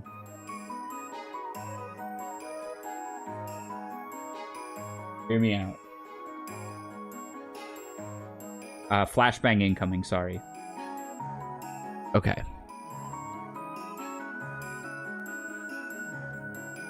What if the Sweetfish River... What if the... Okay, what if the... What if the hometown is Rokkenjima? Let's just go with something really easy, right? Rokkenjima is the hometown. The Sweetfish River doesn't necessarily have to be a river, right? Makes you think of something. Sweetfish River. What about a well that connects the water? And what did the well connect Rokkenjima to but Kuadorian? What if we remove 6 characters from Kuadorian? And what if even more so...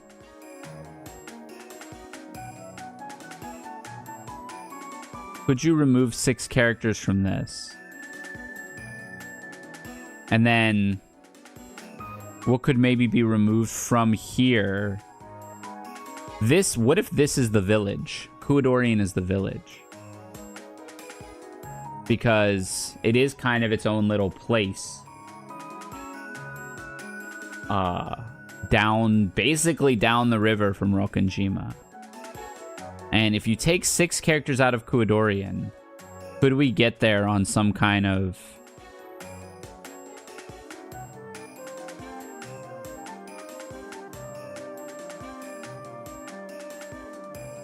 And then you separate the 2 that remain.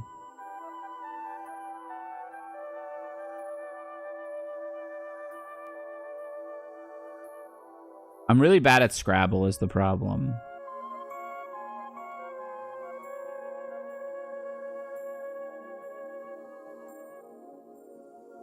Cool.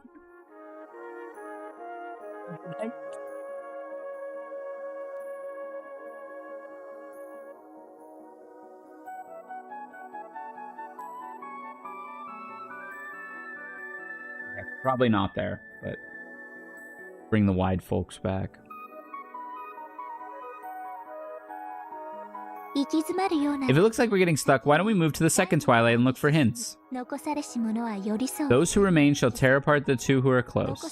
We could probably think of the 2 who remain as the remaining characters after the first 6 have been taken out. In that case, what does it mean by 2 characters that are close? I see. I get it. That's what this is about. For example, let's take the following list of 9 characters. And then let's say that the 6 characters offers as sacrifices are those. In that case, we erase the aforementioned 6 characters and get 2, 4, and 5. So 2, 4, and 5 are left. So what? Oh, 4 and 5 are close. Yeah. So the two who are close are 4, 5. Yup. There's a gap between 2 and 4, but 4 and 5 are right next to each other. They're the two who are close. Good. Wait. Come back.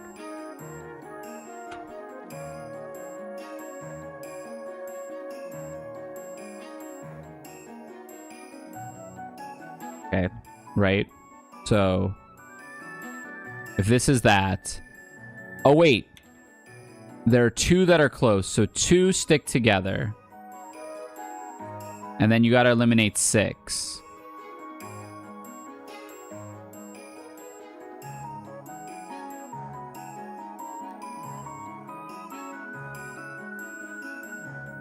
Kudo.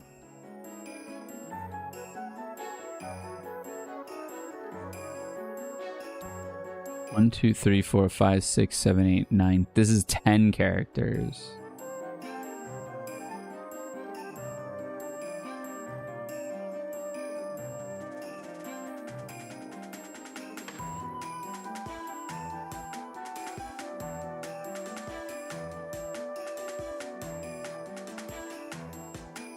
Wari, hi Soma. Wari. A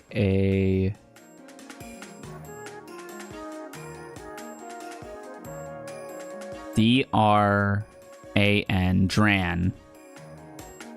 What if it's Rokkenjima? 1, 2, 3, 4, 5, 6, 7, 8. This is also 10 characters.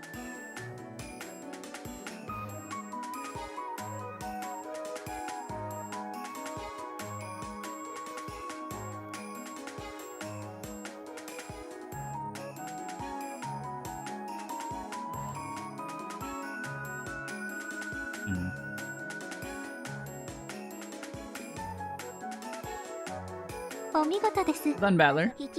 We can't tell whether tear apart means to crush 4 and 5 or to put a gap between them, but I think that's a good observation. Then what do you think about the third Twilight? Those who remain shall praise my noble name. Since there's a good chance that we're playing with letters, this might be the same thing. The characters that remain shall praise my noble name. Are the letters remaining Beatrice? That's tough. What could it mean? Does anyone know? I think I do. Huh? What is it? Tell me. Is this also an anagram? Once again, good. Battler, you're a pretty flexible thinker. By anagram, you mean playing with the letters, right? That means maybe you can make some kind of word by...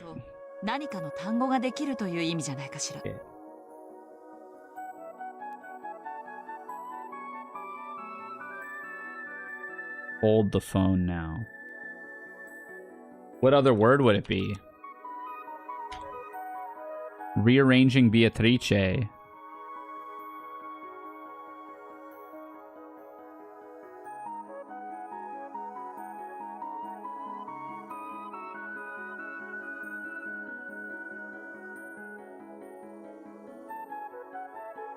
Wait.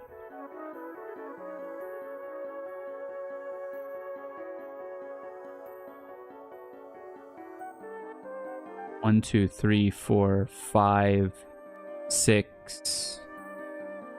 1, 2, 3, 4. S W E T F I H. No, there's I thought Sweetfish might be the clue in that these are the 6 characters that you remove, and then when you remove them from the rest of the sentence, you get something. I don't know. I'm going to stop stalling. I'm not going to figure this out. Yeah. If so, I might be getting ahead of myself with this theory, but maybe the original list of characters that the first Twilight's removed from is 11 characters long. Well done again. Why? How would we get that? I reached the same conclusion. Why is that? Why do you think there are 11 characters? We think killing a single sacrifice means crushing a single character. If we interpret to tear apart to mean adding a gap, then there are 11 characters total. Then there are 11 Oh, wait. You put a space.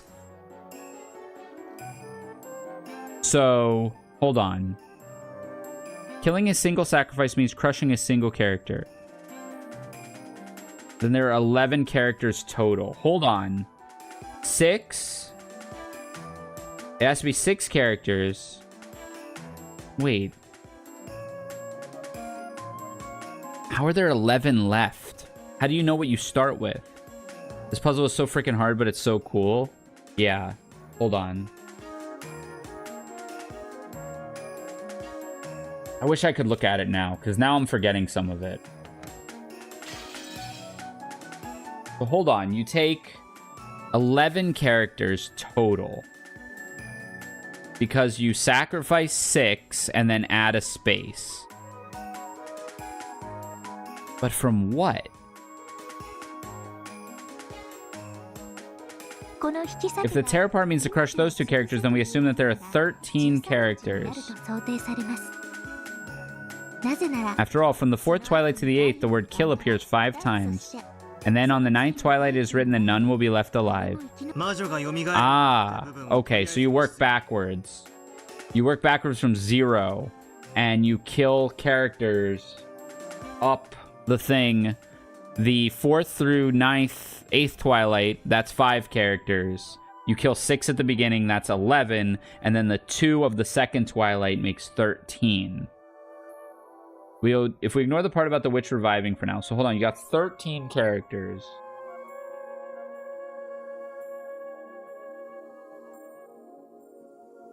Gouge the head and kill. I figured that after crushing the first 6, separating the characters that are close.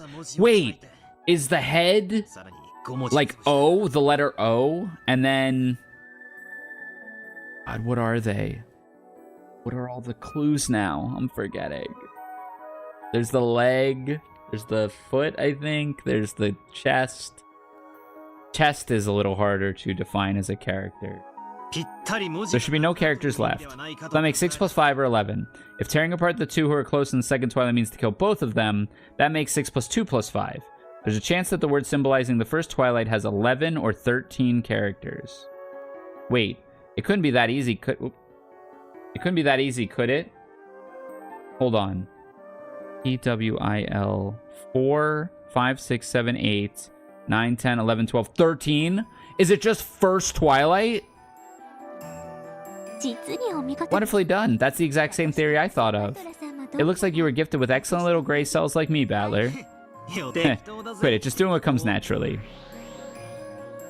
Okay.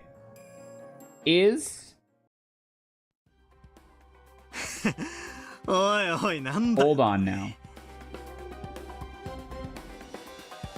I'm gonna give it one more crack. Because this music slaps and we gotta listen to it a bit longer.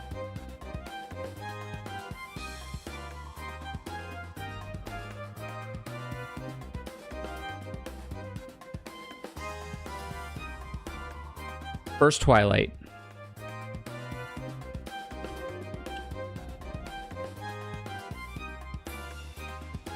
Behold the Sweet Fish River.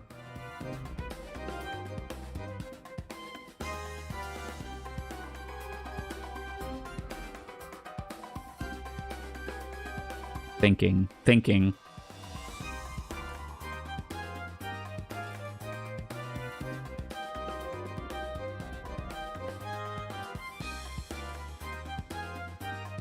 'Cause I feel like this has to end up saying Beatrice, perhaps? What all... Oh, hold on. Hold on. 1, 2, 3, 4, 5, 6, 7, 8 characters here. That doesn't quite work, right? 6, 11. 11.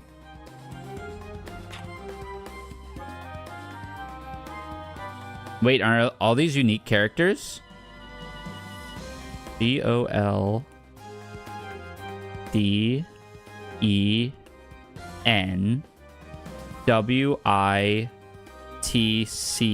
These are all unique characters, right? If you take Golden Witch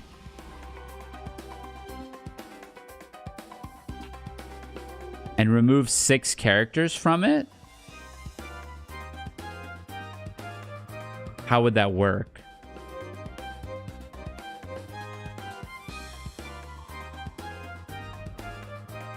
If this is the head, chest, leg,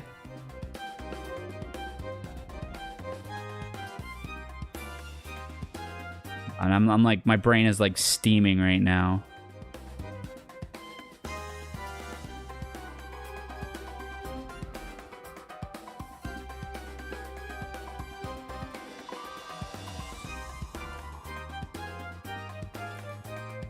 You don't have 6 characters left when you remove 6. You have 5.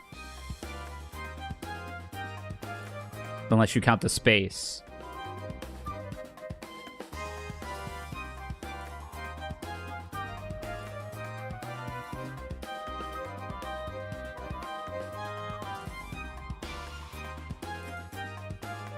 Separate the 2 that are close.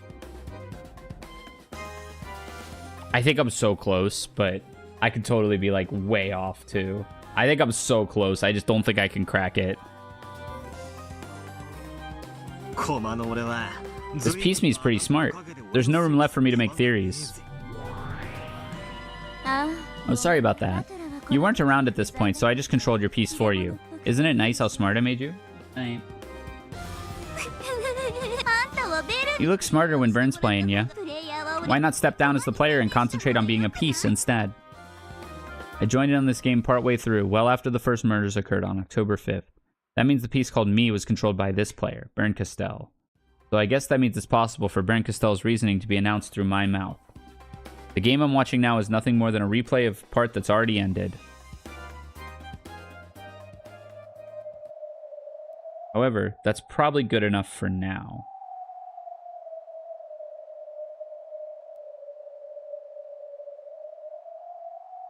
Oh, you sent me it. Thank you, Aura. I just saw it now. As you travel down the river, you'll see a village. In that village, look for the shore the 2 will tell you of. There sleeps the key to the golden lamp. The one who obtains the key must then travel in accordance with these rules. Offer the 6 chosen as sacrifices. Those who remain shall tear apart the 2 who are close.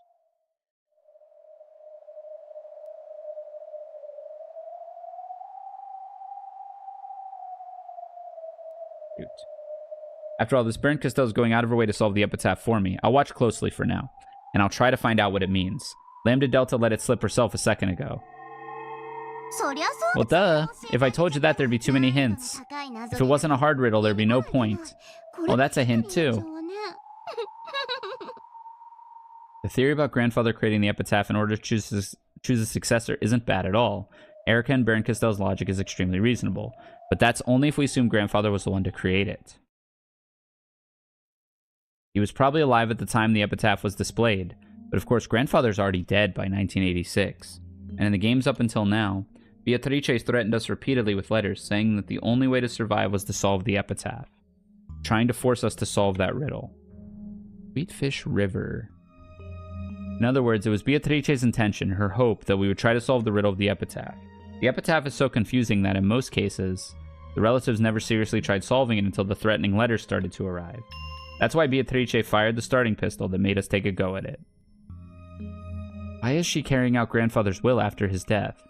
Like the theory proposed in the first game, is Beatrice really Grandfather's confidant? Who's following his orders even after his death and trying to select the successor with the riddle in Grandfather's stead? If she did that, it would mean Beatrice really was his underling. Family alchemist she claimed to be. After Grandfather's death, Beatrice managed the 10 tons of gold and took the title of alchemist. He was entrusted with the epitaph's riddle, and without ever embezzling the gold, he waited for a human fitting to be the successor to appear and solve it. And if that human didn't appear with a set time limit, wouldn't that be game over? Certainly, Aunt Ava, who solved the riddle in the third game, became the only survivor and automatically the final head of the Ushiromiya family, inheriting everything. Up until now, no one has ever survived past October 5th except Aunt Ava, the one who solved the epitaph. That was the only case where Beatrice let anyone survive. Is Beatrice's loyalty to grandfather the thing that drove her? Was she loyal? So loyal that she could faithfully carry out someone's terrible order? Kill everyone if the epitaph wasn't solved? I must not stop thinking. Don't stop thinking. Don't just think of the riddle itself. Think about why it's significant. Why is Beatrice telling us to solve the epitaph? Why is she making us solve such a confusing epitaph? This probably has to do with the sin of 6 years ago as well. If Beatrice makes us try and solve this epitaph, we have no real chance of solving. And by some lucky chance, a miracle occurs and someone is about to solve it. What significance would that have to her? I don't know. But such a miracle would be worth the Beto. I'm getting really confused. Anyway, until we figure out the first Twilight, we'll have to give up on the rest. We tried looking at it from several different angles, but in the end we got stuck there and made no further advances. Maria let out an extra large yawn. That caused several other people to yawn. We'd been using our heads so much that everyone had gotten a little sleepy. Jessica, who'd been silent and irritated the whole time, quickly stood up. I'm going upstairs with Maria. We'll watch TV or something. Okay, I'll go up too. Hey, why don't we all play cards upstairs? When George proposed this, Maria completely forgot about that big yawn of hers and started jumping around, insisting that she wanted to play cards. According to the clock, it was already 10 at night. It was already about the time you'd normally take a bath and get ready for sleep. Even the adults seemed pretty weary from traveling. We decided to continue this later and went our separate ways. Will you play cards with us too, Erika? I appreciate the sentiment. I overstepped my bounds a little, forgetting that I'm a simple guest. I'd like to take it easy and rest for the night. I almost forgot I was recently in an accident. Seriously, you're in such high spirits it's hard to believe you almost drowned. That's youth for you. Still, I enjoy it. I think we've taken a big step in our reasoning thanks to you. If I find the gold, I'll let you have about 1,000,000 yen worth. Can't you at least offer the poor girl 100 million? No need to bother. I'm only interested in solving the riddle. Well then, if you'll excuse me, good night. Yeah, night. Oh, aren't you going upstairs, Battler? I'm getting a bit interested. I'll think through things here just a little bit longer. If I can figure out the list of characters that marks the first Twilight, I bet the road before me will open up all at once. Everyone went up to the second floor one by one. Only Aunt Rosa remained behind, cleaning up the coffee cups everyone had been drinking out of. Kiri and some others had offered to help, but Rosa had refused and was washing them all alone. Since I'd just been treated to such a delicious coffee, I decided to help too. I wasn't just doing it because I felt obligated. I wanted to keep discussing the epitaph with someone. The first Twilight. The first Twilight. The first Twilight. Aunt Rosa, have you thought of some list of characters or a word? No. I don't have a clue. But instead of the first Twilight, it's the 10th Twilight that bugs me. 10th? What about it? Well, at the end here it says you'll receive the Golden Land's 4 treasures once and for the last time, right?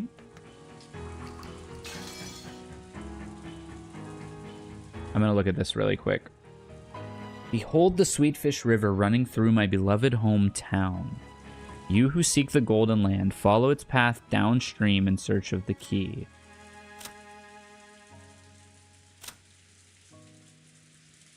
Downstream.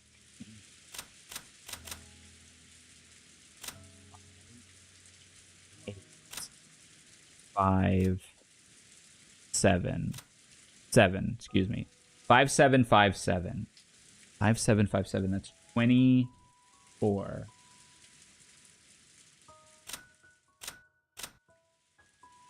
Ushiromiya 1, 2, 3, 4, 5, 6, 7, 8, 9, 10. Ushiromiya is 10.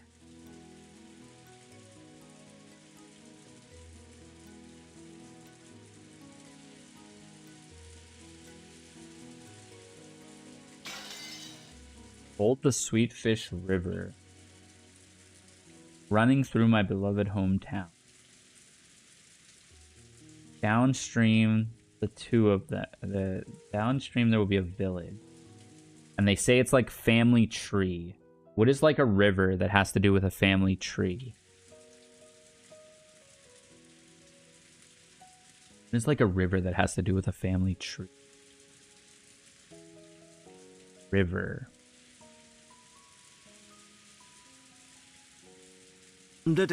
Yeah, it does. Why mention that you're reaching the Golden Land just once and then say it's for the last time? It's almost as though they're repeating the same thing twice. I've just been wondering whether he had some reason for putting that. You're right. Like you said, there's got to be a more straightforward way of saying that. That line should have been a key part of the riddle, where you wouldn't expect the writer to waste words needlessly. Could it have been done for some special purpose? Once and for the last time. You won't go to the Golden Land again. Still, you and that Erica girl are incredible. Your minds really are flexible. I'm already an old lady, and my brain just doesn't work that fast. That theory about the 6 chosen by the key signifying 6 characters to be removed was very impressive. After hearing that, I can't see it as being any other way. But before then, I didn't think it was like that at all. I'm feeling let down by my own dull mind. That's not true. You've got a flexible mind yourself, Aunt Rosa. The last time thing might really be important somewhere down the line. Not at all. My mind's very stiff. Up until now, I've always thought of this first Twilight was nothing more than a place 1/10 of the way on a road to the Golden Land. What's that? Sounds interesting. Mind telling me about it? After all, in the line before the first Twilight, it says you must travel to the Golden Land, right? The next part describes the journey that lasts 10 days. So I thought the first Twilight would be part of the way through the journey. A journey. I see. Then the journey begins, and when you set up camp at the first Twilight, you offer the 6 as sacrifices. So where would that place be? How many kilometers from the starting point? Please, don't tell anyone about my silly ideas, okay? When I first saw that part about attaining to the treasures of the Golden Land, I just assumed it was more of the same. Typically, attaining treasures would mean obtaining them, but I thought it meant reaching or arriving at some place. Some place 10 days away from Father's hometown, where all the treasures might be found. Are you kidding? That's a brilliant idea. And the first Twilight is that first stop in the 10-day... Where did Angie go? Wasn't there a bank? No, that was just Nijima, right? Like, that doesn't add up enough. The name of that place might be the key to moving forward. For my 10-day theory to work, you'd have to know both the start point and the end point. I know the start point. I know the hometown Father loved. The place Father spent time when his boy really is far away. But the problem is the goal, the Golden Land. 4, 6, and 13. The Golden Land is 13 characters. With a redundant L, E, D, N. L, E, D, N are redundant. That leaves... T-H-O...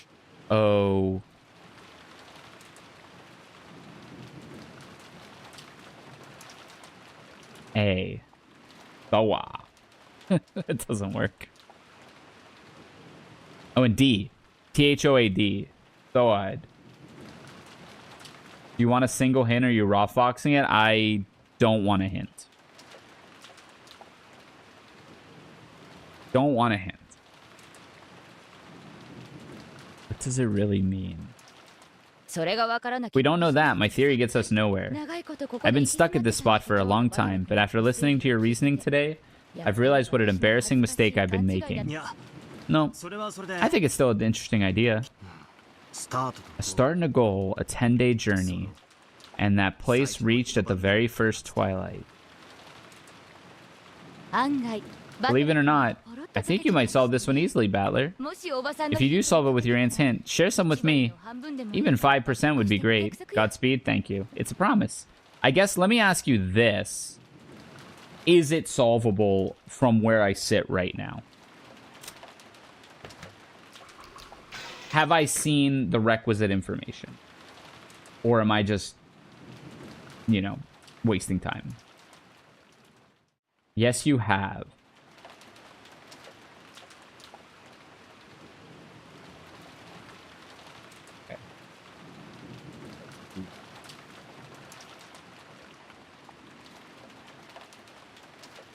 Because Rokkenjima and Nijima are very close to each other.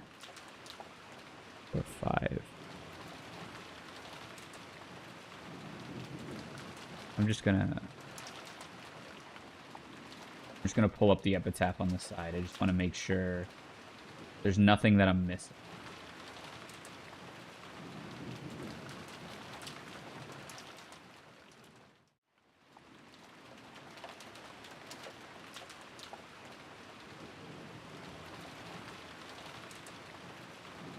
Whoa.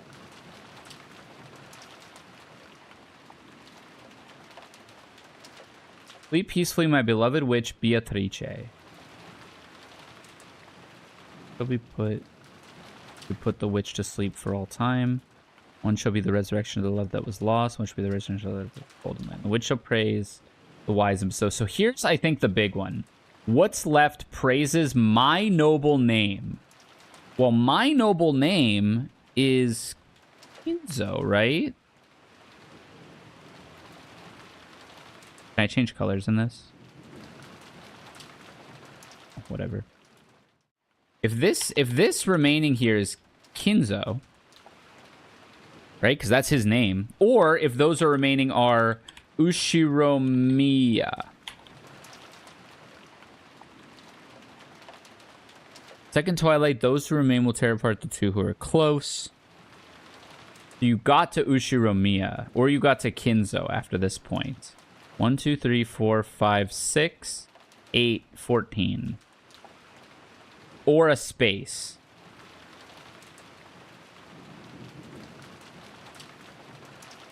Praise my noble name.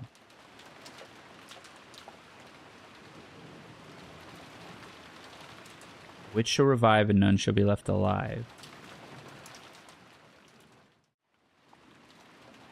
Running through my beloved hometown.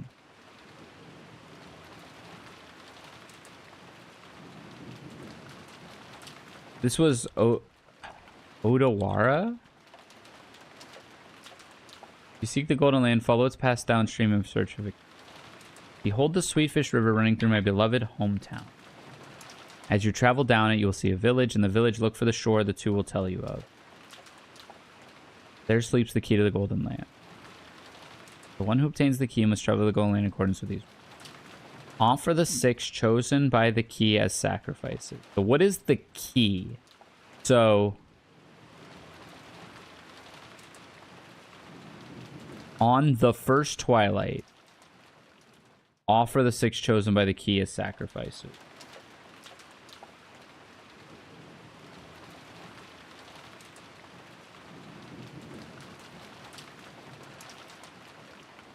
I don't think I can get there. I feel like I was very close. If this was written by... If this was written not by Kinzo, but by Beatrice, her beloved hometown would be Kuidorian. Right? Because again, we have to ask why this was written. Her beloved hometown would be Kuidorian, which I think might be right. Follow its path downstream in search of the key.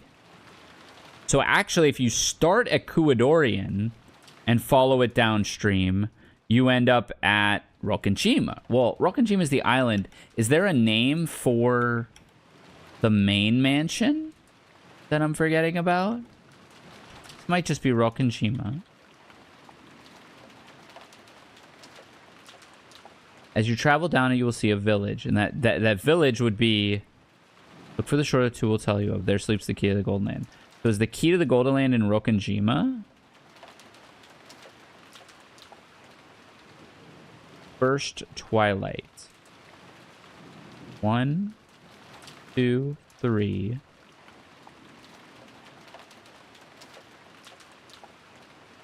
1, 2, 3, 4.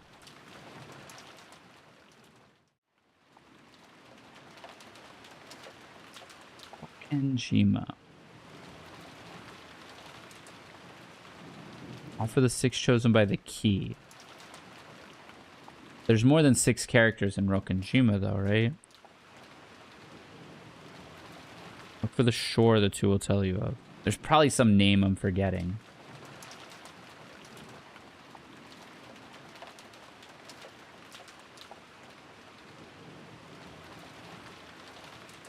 Might have to cook on this one. If they end up revealing it in the rest of what we read tonight, then so be it. But I'm going to cook on this one tomorrow. At work. As I helped her wash the coffee cups, I kept pondering the epitaph's riddle in silence.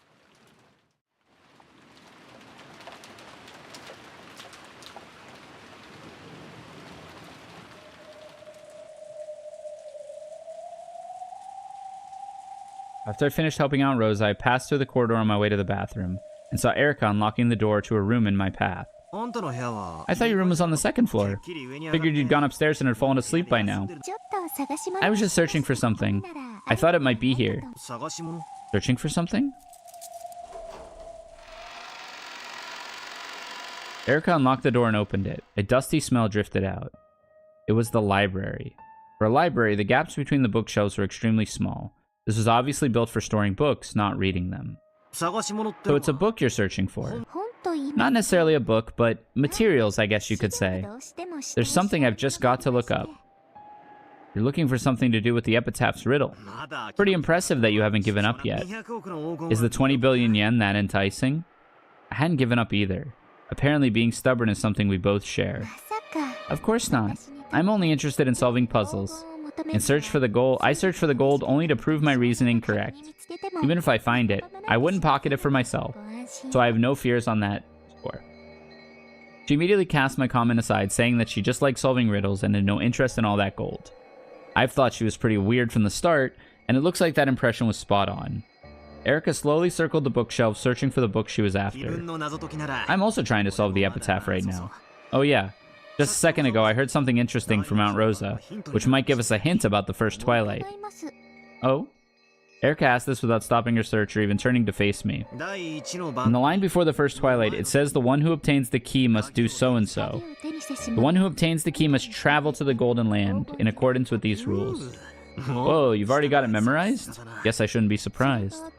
And what about that? Yeah. You've got to travel to the Golden Land, right? Apparently this made Aunt Rosa think about the 10th Twilight. In other words, going on a 10-day journey from the beloved homeland to the Golden Land. Actually, I'd already noticed that. You start from the place reached on the first day of the 10-day journey. That's where you take the sacrifices from.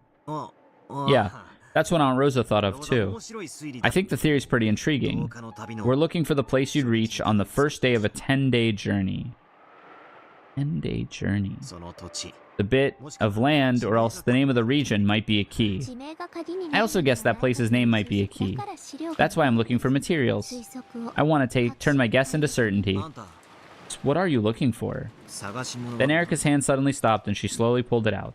As she dusted it off, she finally looked at me and spoke. It's an atlas.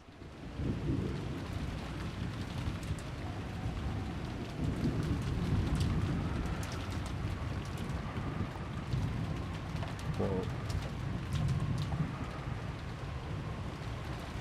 I don't want to keep going, but I kind of also have to go to bed. I spent a lot of time trying to solve the riddle tonight instead of reading.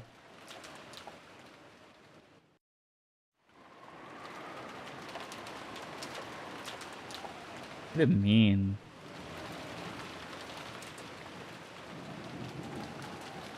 I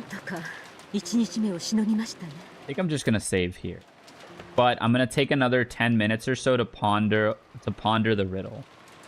I'm gonna pause reading here, and I'm gonna take another little bit to try to solve the riddle. So let's think. Let's think for a little bit. Behold the Sweetfish River running through my hometown. Sweetfish River. Why? And then there's literally a place. And it's a 10 days journey away from where he liked being as a child, potentially.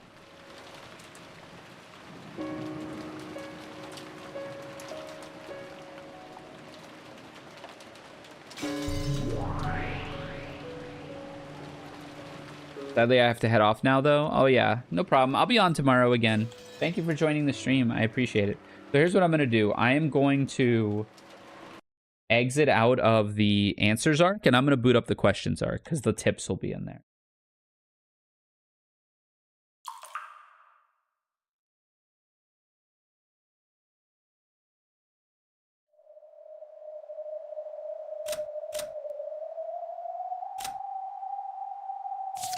All right, let's see what we got here.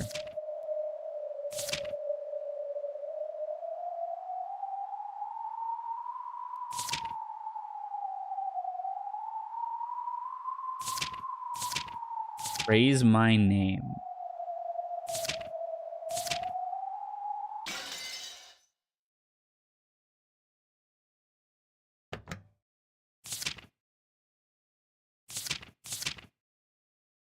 Sleep peacefully, my beloved witch Beatrice. So it is speaking as Kinzo.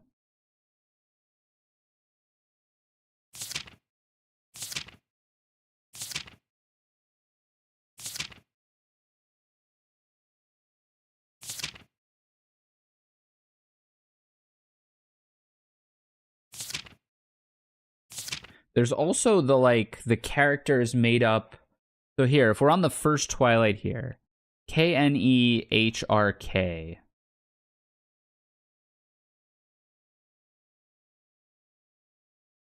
Wait.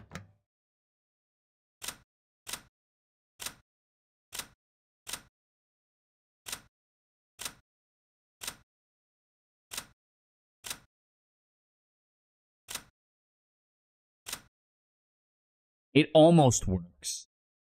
If you take the first name of all of the characters in the Ushiromiya family, it almost works.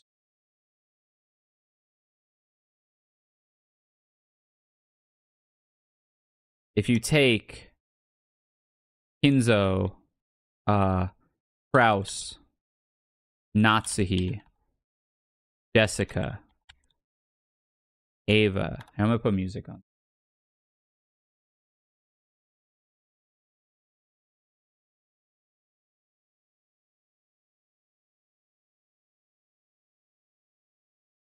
Ava.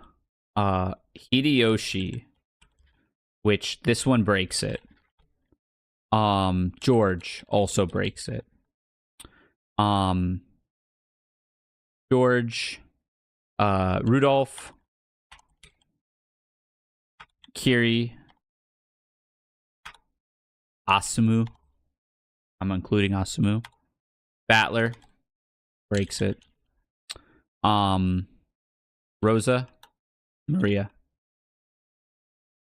KNJERKAR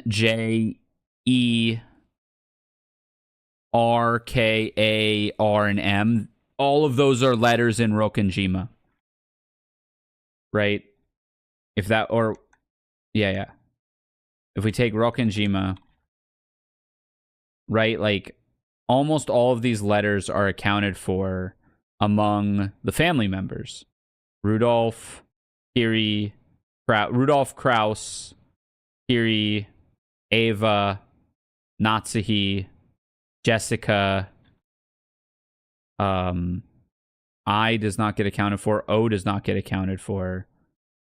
Maria and Asumu. Right? Like, you would have to take Asumu here because when this was written, she was alive. And then Kiri was not around, but this could totally be Kinzo. So, Rudolph. O is a question mark. Kinzo, Kraus, Ava, Natsuhi, Jessica. I is a question mark. Maria and Asumu. That leaves O and I as... Can you not see it? Oh my god, I'm sorry. I had Notepad out this whole time. So Hideyoshi, George, and Battler kind of break this. Which Hideyoshi, George doesn't make a whole lot of sense. But if you take that, O and I are the two characters left, right? So, like, if we maybe those are the characters that remain. 1, 2. Hold on. R. 1, 2, 3, 4, 5, 6. That's 7. No, wait, I did it wrong. It's O and I, not O and M. But it's 7 characters that actually got eliminated there instead of... Oh. So wait.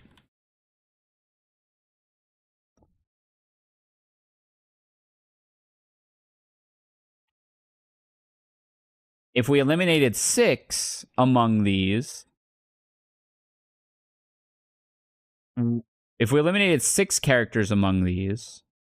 1, 2, 3, 4, 5, 6. 1 character is left, and the O and I are definitely left. So what could be left with just the... Koi? Koi would be left if you kept the K. K-O-I. Is that like a sweet fish? Is that the sweet fish? The koi?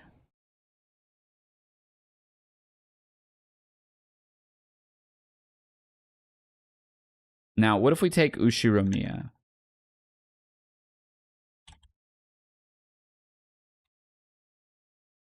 Or what if we take Kinzo? Because Kinzo is 5 characters. Kinzo is 5 characters. So if Kinzo is the 5 characters that are left... Oh, I see what it is. If you rearrange Kinzo, you get Zoink. Which is, of course, Shaggy's catchphrase from Scooby-Doo. Which is, of course, where all this is going. This is a Scooby-Doo mystery.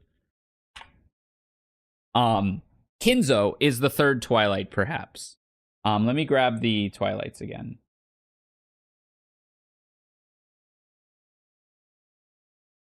Right, so if we go here, and we say this is Kinzo. Those that remain shall praise my noble name. So two were removed that were close from the others that were separated. And as a result, Kinzo was the word that was left. So it's 2 letters added on to Kinzo. And rearranged in a way.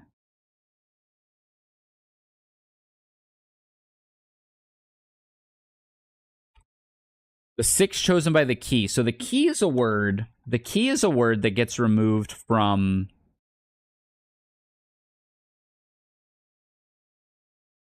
There's 2 E's.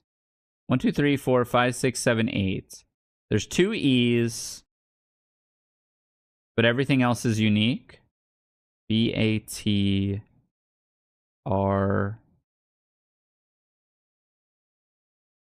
Yeah. But everything else is unique. Golden Witch is... But, like, it's a place. The thing is, we need to know the place. We need to know the place. And it's I think it might be Kuadorian. And then...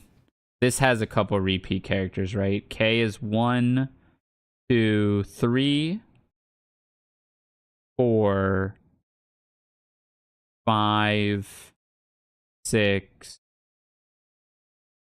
7, 8, and N is unique characters. Oh.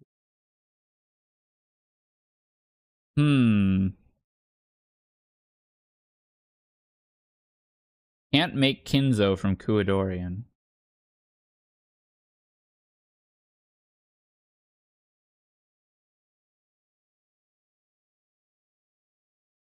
This has to be longer than Kinzo, too. Because 1, 2, 3, 4, 5 things get killed after it. No, actually, that makes sense. And then this could be the head. Head, chest, stomach, knee, and leg. Knee. Wait, head, chest, stomach, knee, leg. HCSKL. There's no vowels. If head is O, C, S, K, L.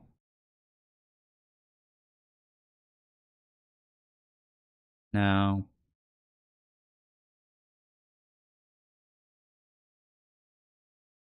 You will arrive at the Golden Land once and for the last time.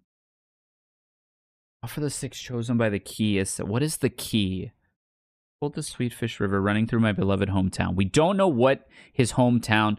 His hometown was Odawara, right? But they said there's a place that he would have remembered fondly that wasn't Odawara, and I don't know if he ever spoke of it or if anyone ever mentioned it.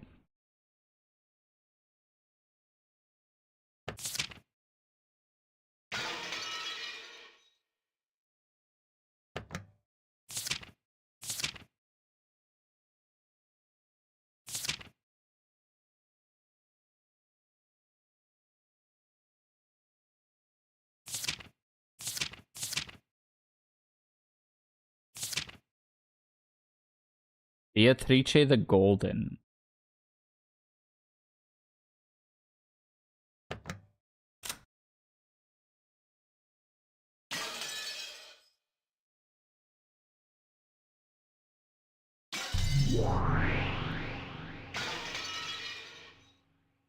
I think I'm drawing dead here, folks. Damn.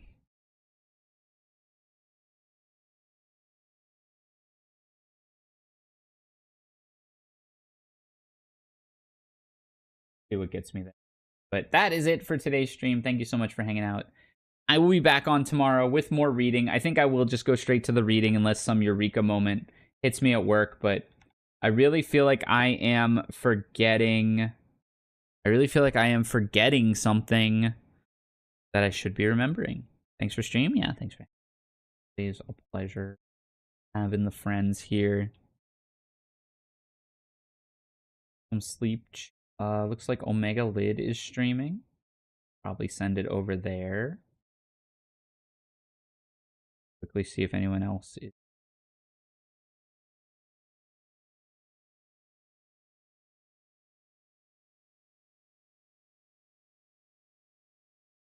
I think that sounds good. Send it over to Omega Lid. Say hi for me, and I will see you. This is gonna rack my brain tonight. Yeah, let's see if we can get any ideas, and then yeah, I'll be back on tomorrow about the same time. Bye, y'all. Be good to one another. Make good choices. Stay safe. Love you. Bye.